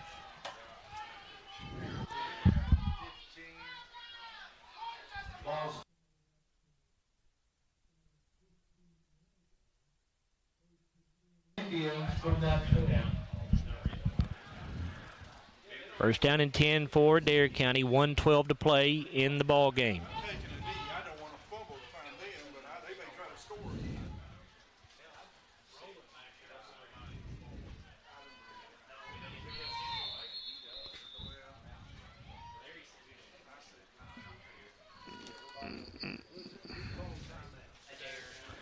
Timeout taken by Adair County here with 59 seconds to go.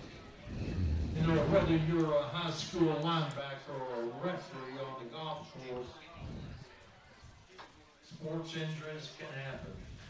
When injuries strike, 59.5 to go here as Adair County burns the timeout, leading 21-14. Looks like the Indians are going to pick up their first win over Glasgow since 1997. It'll just be the 2nd time ever Adair County has beaten the Scotties. Glasgow's advantage in the series will now go to 15 wins against just 2 losses. Yeah. It's like Jeff said in pregame, you know, a lot of teams come up, every once in a while, a lot of teams come up with good team, you know, good team every so often, and this is one of Adair County's better ones. You remember that loss up there in 99? It was in that old stack press box, and terrible. Adair County just going to take a knee here to run the clock out. As he takes the snap, actually fumbles it. They fumbled that ball. They called him down, and he didn't have possession of the football. That really was premature, but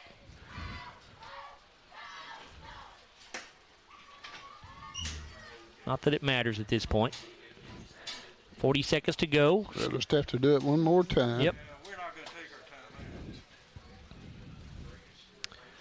There's the snap, and there's the knee. So Adair County defeats Glasgow for the first time since 1997. Scotties will fall to 0-1 in district play. They have now lost 3 consecutive games. They're 3-3 overall. Adair County will improve to 6-0 and 2-0 in the district. They now have wins over Glasgow and Franklin Simpson in district play. We'll come back in a moment on the Don Franklin Auto postgame show, and we'll take a look at the final stats. We'll also hear from head coach Jeff Garman. We'll name our Hardee's Hot and Fresh Play of the Game and our Kentucky Farm Bureau Insurance Player of the Game as well. 21-14, Adair County beats Glasgow here in district action. We're back after a 4-minute timeout here on WCLU Sports. When the classic flavors of bacon, lettuce, and tomato meet the classic goodness of Hardee's Frisco lineup, you get instant summer favorites. Introducing Hardee's Frisco BLT Angus Burger and Frisco BLT Hand-Breaded Chicken Sandwich. Here, history will be written, legends will be made. The NFL is back on the world stage. Kicking off in London, then Munich. It's smash mouth, in your face, lay it on the line, crowd roaring, football. Don't miss it, because this waits for no one. The NFL London and Munich games, only on NFL Network. The NFL Network is now on SCRTC Channel 124 and 424 for expanded TV customers, because there's no such thing as too much football. They say that breakfast is the most important meal of the day. Well, they are correct. Roll into a good morning with our warm toasted bagels. It's breakfast worth waking up for. Ba-da-ba-ba-ba. I'm Dan Fouch, branch manager at Baird Private Wealth Management in Glasgow. Our office recognizes that football and retirement share more similarities than you might think. The head coach, that's you. You are the ultimate decision maker when it comes to your finances. A successful retirement happens with support of a financial advisor, and that's where the quarterback comes in. A quarterback and financial advisor both pay close attention to the details and make the correct adjustments so that goals can be met. Call our office and speak with a financial advisor who can help you execute the plays to win in retirement. So Aero Safety is an international safety consulting company based right here in Glasgow, Kentucky. We offer a wide variety of services, ranging anything from safety training to administrative services like policy procedures. It's any manufacturing, any industry around our area, we can apply that. And we can also make everything site-specific to the customer. So we make sure we're incorporating the company's policies, procedures, applicable hazards, equipment, things like that, that it's making it more relevant and engaging for the customer. Aero Safety is here to keep your employees safe and keep your business headed in the right direction. They say that breakfast is the most important meal of the day. Well, they are correct. Roll into a good morning with our warm toasted bagels. It's breakfast worth waking up for. Ba-da-ba-ba-ba. It's been an amazing 33 years.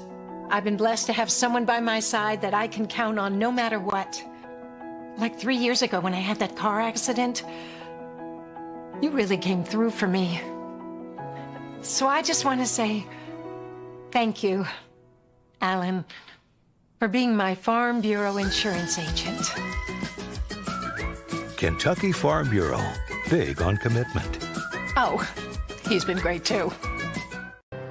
Every morning in hardworking America, Hardee's biscuit makers rise to bake our original made-from-scratch biscuits. And now, mix and match 2 handcrafted breakfast biscuits, just $5.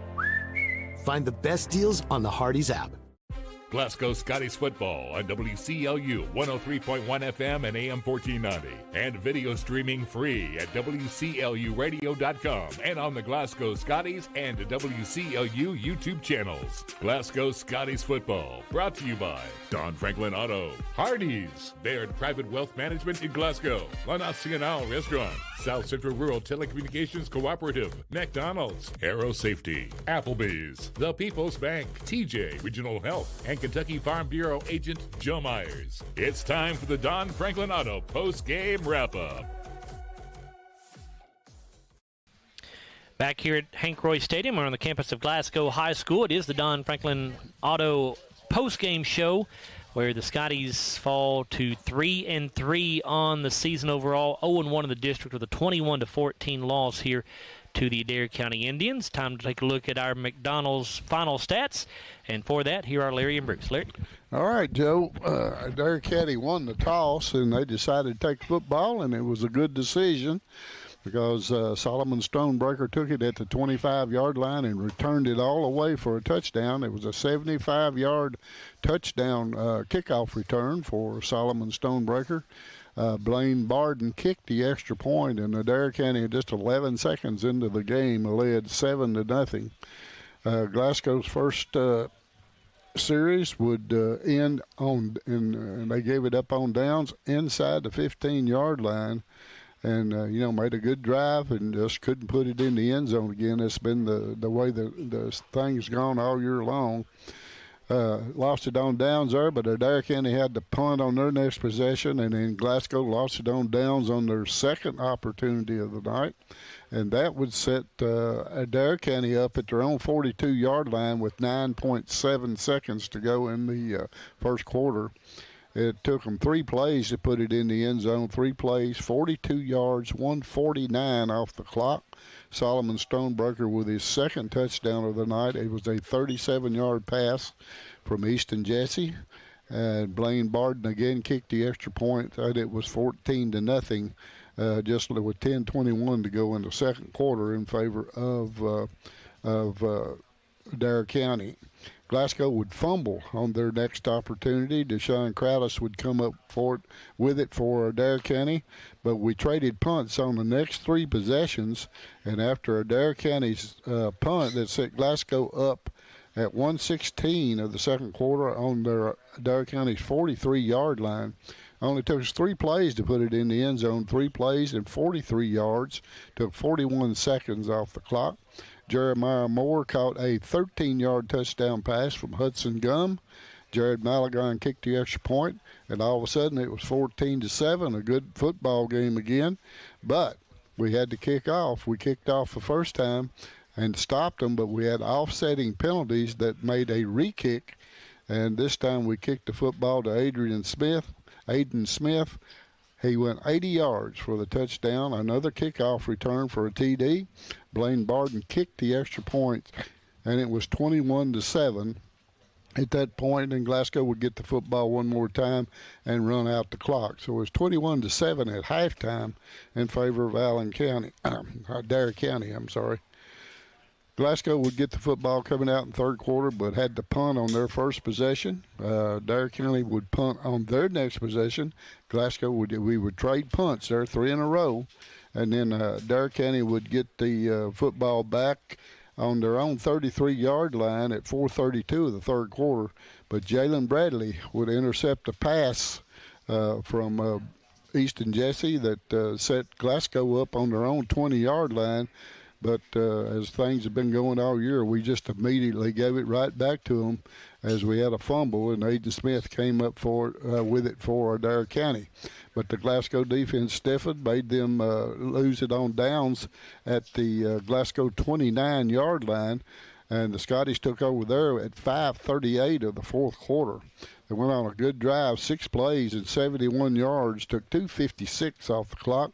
Jalen Bradley caught a 64-yard touchdown pass from Hudson Gum, and Jared Malagon kicked the extra point, and it was 21-14 with 2:41 to go in the game. Glasgow had all 3 timeouts left and had Adair County in a 3rd down and 8 situation, and just couldn't stop them as they got a first down there, and then they would run out the clock. So the final score tonight will be Adair County 21, Glasgow 14 in their first district game of the year, and that would set the series record up now at 15-2 in favor of the Scotties. Tackles tonight. First for Adair County, Solomon Stonebreaker, a really good game. Had a kickoff return and had 6 tackles on the night. Aiden Smith had a kickoff return and also had a fumble recovery and 3 tackles. Braylon White had 1 tackle. Caden Wasson had 1. Lane Grant, before he got hurt. He got hurt early in the ball game, about somewhere close to the second quarter. He had 4 tackles on the night before he left the game. Deshaun Crowdis with a good game, a fumble recovery and 4 tackles. Tristan Mullins with 5 tackles. Ryder Rogers with 5. Milan Koblenz had 3 on the night. Braden Bennett with 1. Andrew Zanotti with 1. Jordan Smallwood with 1. Braxton Brown 1. Nathan Maynard had 1. And J.C. Jones had 1 on the night for the Adair County Indians. For Glasgow tonight, Jalen Bradley did not have a tackle credited to him, but he had a big interception. Trey Smith with 5 tackles. Caden Allen with 3. Ryder Heller with 5, and one of them was a sack of the quarterback. Landon Martin, a good night with 4 tackles. Kellen Stone with 1. Xander Contreras with 4. Stephen Garrett with 2. Brady Gary with 4. Max Lee with 2, and Max left the game in the fourth quarter there. I don't know what was wrong with him, but he left and did not come back. Justice Payton had 1. Kavion Massey with 2, and Big Parker McGowan had 2 tackles on the night for the Scotties. All right, Larry, we'll get Coach Garman in here before Bruce does the final stats, so we'll let him get back to the locker room here and get dried off, as the Scotties fall by a score of 21-14 here in their first district game of the season. And Jeff, this pretty good ball game you got considering the weather and conditions, but the difference in this game, the 2 kickoff returns for touchdown that Adair County had. No doubt. I thought our defense played really well. Thought our offense, besides turning the ball over a few times, and I'm sure a lot of it had to do with the wet conditions, but those 2 kickoffs were killer. It broke our backs. I mean, I thought we played well enough to win the football game. But, you know, our kickoff team and all of our special teams has played pretty well all year long. And we just didn't break down, didn't execute. Obviously, we got out of our lanes, and they returned, you know, 2 kickoffs back for us. That one right before halftime was really kind of a punch in the gut, Jeff. You guys had just scored to get on the board. It was a 1-touchdown ball game. You're trailing 14-7, and then Aiden Smith takes it back 80 yards for that score. Yeah, I mean, it's tough. It's tough. And we knew they had pulled everybody up. And, you know, I really believed, I thought Jared could kick the ball over their head. And he kind of got under it a little bit and didn't get it over their head. And then we didn't. We've got to break down in that situation, do a better job tackling. But, you know, if you're going to be a team that's going to go somewhere down the road, you know, you've got to be able to cover kickoffs. And if you can't, I mean, you can't give the team the ball up here at the 50-yard line every single time and expect to win. So that's something we've got to correct and we got to do better. But proud of our kids' effort tonight, you know, without 2 starters that have carried the bulk of our offensive load. And I thought our kids, you know, we had a bunch of kids playing both ways. I thought they battled all night long. And it was a tough physical game, and I thought we held up. Hudson Gum, 6 of 8 through the air, 128 yards, 2 touchdowns. Obviously, in these kind of conditions, Jeff, you didn't want to go to the air any more than you had to, but Hudson did a good job when you went to the air. He did do a good job, and that's, you know, in talking to Tyler, you know, the game, there was about 4 or 5 minutes left, and if we were going to have a shot, we're going to have to score and onside and give ourselves a chance to get the ball back and give us enough time to get down there and score again. I mean, that's how I looked at it. And you know, it was nice to see us make some plays in those situations. You know, Hudson and Jaden did a really good job. And when Jaden gets out in open field, man, Jalen's hard to tackle. Yeah, I wanted you to talk about Jalen Bradley a little bit because he had a big night as well. He had an interception on defense. It ended what was a drive deep into Glasgow territory by Adair County. Had an interception in the end zone. Also had 3 receptions for 94 yards and a touchdown as well. He did a good job. Played a really good game. You know, I can only think of one play. You know, the 5-yard stop out there. We didn't do a good job tackling on that early in the game. So when you go back and look at what our defense gave up points-wise, it was a 5-yard stop that we didn't tackle well, that they run, and it's probably about a 30, 35-yard touchdown pass that really was a 5-yard throw that we didn't tackle in space. And that's about all our defense gave up all night long. I thought our defense played really, really well, and you know, I can't be any prouder than them. Offensively, we knew it was going to be tough without Jarek and without Cameron in there. But we found a way. We found a way to score 14 points and give ourselves a chance. We had a chance to onside kick, and if we get that kick, who knows? But we didn't get it. But, you know, proud of our kids' effort. Proud of our kids' effort. They really believed they could win the football game, and I thought they played it that way. Something else I know you'll like to see, only 1 penalty for your team tonight, Jeff, for 5 yards. Yeah, you know, there wasn't a lot of penalties thrown tonight. So, you know, again, that's you get certain crews, and last week there was flags everywhere, and this week there's no flags at all. So go figure. Jeff, we appreciate your time. We'll see you next week at Franklin Simpson. Thank you. Scotty head coach Jeff Garman, his ball club falling here by a score of 21-14 to the Adair County Indians. Scotty's dropping to 3-3 overall, 0-1 in the district. And we'll continue now with our McDonald's final stats. And here's Bruce with the offensive numbers. Bruce. Thank you, Joe. And, of course, our penalties, we talked about it, just the one for 5 yards, but the offsetting penalty on that kickoff where we make the tackle, if we don't grab that face mask where they're offsetting, they don't return that kickoff for a touchdown. And you know, they've got to take the ball there, and we probably hold them because, as Coach Garman said, our defense played well tonight. We just gave up 2 big kickoffs and 1 big pass play. So, but with the Scotties falling here tonight, 21-14, let's look at our McDonald's team stats. First downs, the Indians with 9. They rushed for 157. They passed for 37 for a total of 194. The Scotties have 8 first downs, and it killed some drives for us. The Indians ran 43 plays tonight using 24 minutes and 36 seconds. They just really ran ball control in that second half. We had a 7-minute advantage at halftime. The Scotties had 46 offensive plays for 23 minutes and 14 seconds. Our Don Franklin postgame will continue with our McDonald's individual stats. Leading rusher in the game and for Adair County was Ryder Rogers with 93 yards on 20 rushes. He had a long of 34. Deshaun Crowdus, who came in there late, had 4 rushes for 33 yards and a big 18-yard carry to get him a big first down there late in the game. 21 yards for Aiden Smith on 3 rushes. He had a long of 25, so we shut him down most of the time. Lane Grant, who played limited minutes tonight, had 19 yards on 4 rushes. And Easton Jesse was sacked a few times. He had 3 carries for a -6. Easton Jesse was 1 of 5 tonight for 37 yards, 1 touchdown, and 1 interception.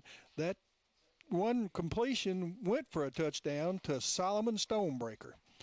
Lane Grant punted 1 time for 43 yards. Solomon Stonebreaker came in and punted 3 times for 92 yards. That's a 30-yard average with a long of 33. For the Scotties tonight, Kellen Stone led us on the ground with 54 yards on 10 rushes. He had a long of 28. Kanan Allen had 9 rushes for 18 yards. Ryder Heller had 16 yards on 4 rushes. Hudson Gum had 10 carries tonight. He had 2 yards with a long of 14, and Jalen Bradley had 5 rushes for a -3 yards. Most of his was on reverses, and they defensed it very well. Hudson was 6 of 8 tonight for 128 yards with 2 TDs. His leading receiver was Jalen Bradley with 3 catches for 94 yards. He scored 1 touchdown with a long of 64. Jeremiah Moore had 1 catch for 13 yards. It went for a score. Kanan Allen had 1 catch for 12. And Kellen Stone had 1 catch for 9 yards. Kanan Allen punted 3 times tonight for 113 yards. That's a 37-yard average with a long of 48. These have been your McDonald's post-game stats brought to you by McDonald's. And this is our Don Franklin post-game show. And I'll give it back to Joe. All right, Bruce, thank you very much. We'll go ahead and tell you that our Kentucky Farm Bureau insurance agent Joe Myers' player of the game is going to be Hudson Gum, the Glasgow junior quarterback, going 6 of 8 through the air for 128 yards and 2 touchdowns. Hudson Gum, our Kentucky Farm Bureau insurance player of the game, brought to you by Kentucky Farm Bureau insurance agent Joe Myers. Do want to give an honorable mention as well to Jalen Bradley with 3 catches for 94 yards, a touchdown, and a interception as well. Had a tough decision there between Hudson and Jalen. They both played well here tonight. We'll come back in a moment and wrap up the Don Franklin Auto post-game show. We'll give you the Hardee's Hot and Fresh play of the game before we wrap things up. And we'll set the table for next week at Franklin Simpson. Glasgow falls to Adair County 21-14 here. We're back after a 3-minute timeout on WCOD Sports. When the classic flavors of bacon, lettuce, and tomato meet the classic goodness of Hardee's Frisco lineup, you get instant summer favorites. Introducing Hardee's Frisco BLT Angus Burger and Frisco BLT hand-breaded chicken sandwich. At Don Franklin, we're about more than just selling cars. We're about families, generations of them. Founded by my parents in 1968, we've been here growing alongside you. From the first family car to the newest model for the next generation, our values of trust, care, and commitment are in every handshake, every deal. With over 5,000 vehicles to choose from, check them all out at DonFranklinAuto.com. Don Franklin, driven by family. Since 1980, Applebee's has been bringing great food and big smiles to Kentucky neighborhoods just like yours in Glasgow. Their extensive menu of delicious comfort foods has something for everyone to love. And Applebee's loves to support the community and cheer on the Glasgow Scotties. Remember to stop by Applebee's on any Scotties game night in your Scotties attire and get 10% off your meal and non-alcoholic beverages. Eating good in the neighborhood at Applebee's, just off Happy Valley Road across from Walmart. Have you injured yourself playing a sport or exercising? Sports medicine experts at TJ Regional Health are trained to get you back on the road to recovery, whether you're dealing with sprains, fractures, knee and shoulder injuries, or other common injuries. Our goal is to prevent illness and injury in active individuals of all ages and help prevent future problems to maximize your performance. Find out more at tjregionalhealth.org/rehab. Patients first, team always. TJ Rehabilitation Services. Your Glasgow destination for the finest flavors of Mexico and more. Priced to keep you coming back again and again. Authentic and delectable. La Nacional International Market Deli and Taqueria. Real Mexican street-style tacos. Carne asada, picadas, ceviche, tripas, burritos, quesadillas, lengua, chorizo, tortas, and more. Always fresh. Made from scratch and delicious. La Nacional. Across from Hibbett Sports, Shane Drive, Glasgow. If you haven't heard, there's a new approach to banking. It's called Kasasa, and you'll find it at the People's Bank. Your free Kasasa checking account offers you monthly cashback rewards. The Kasasa cash checking account can earn you a very high interest rate on your balance. Then link Kasasa Saver, and you'll also get a high rate on your deposits. Grow with Kasasa at the People's Bank in Glasgow, Cave City, and Marion. The People's Bank, working for you. Restrictions and qualifications apply. Restrictions may vary. Contact the People's Bank for details and to learn more. Member FDIC. Every morning in hardworking America, Hardee's biscuit makers rise to bake our original made-from-scratch biscuits. And now, mix and match 2 handcrafted breakfast biscuits, just $5. Find the best deals on the Hardee's app.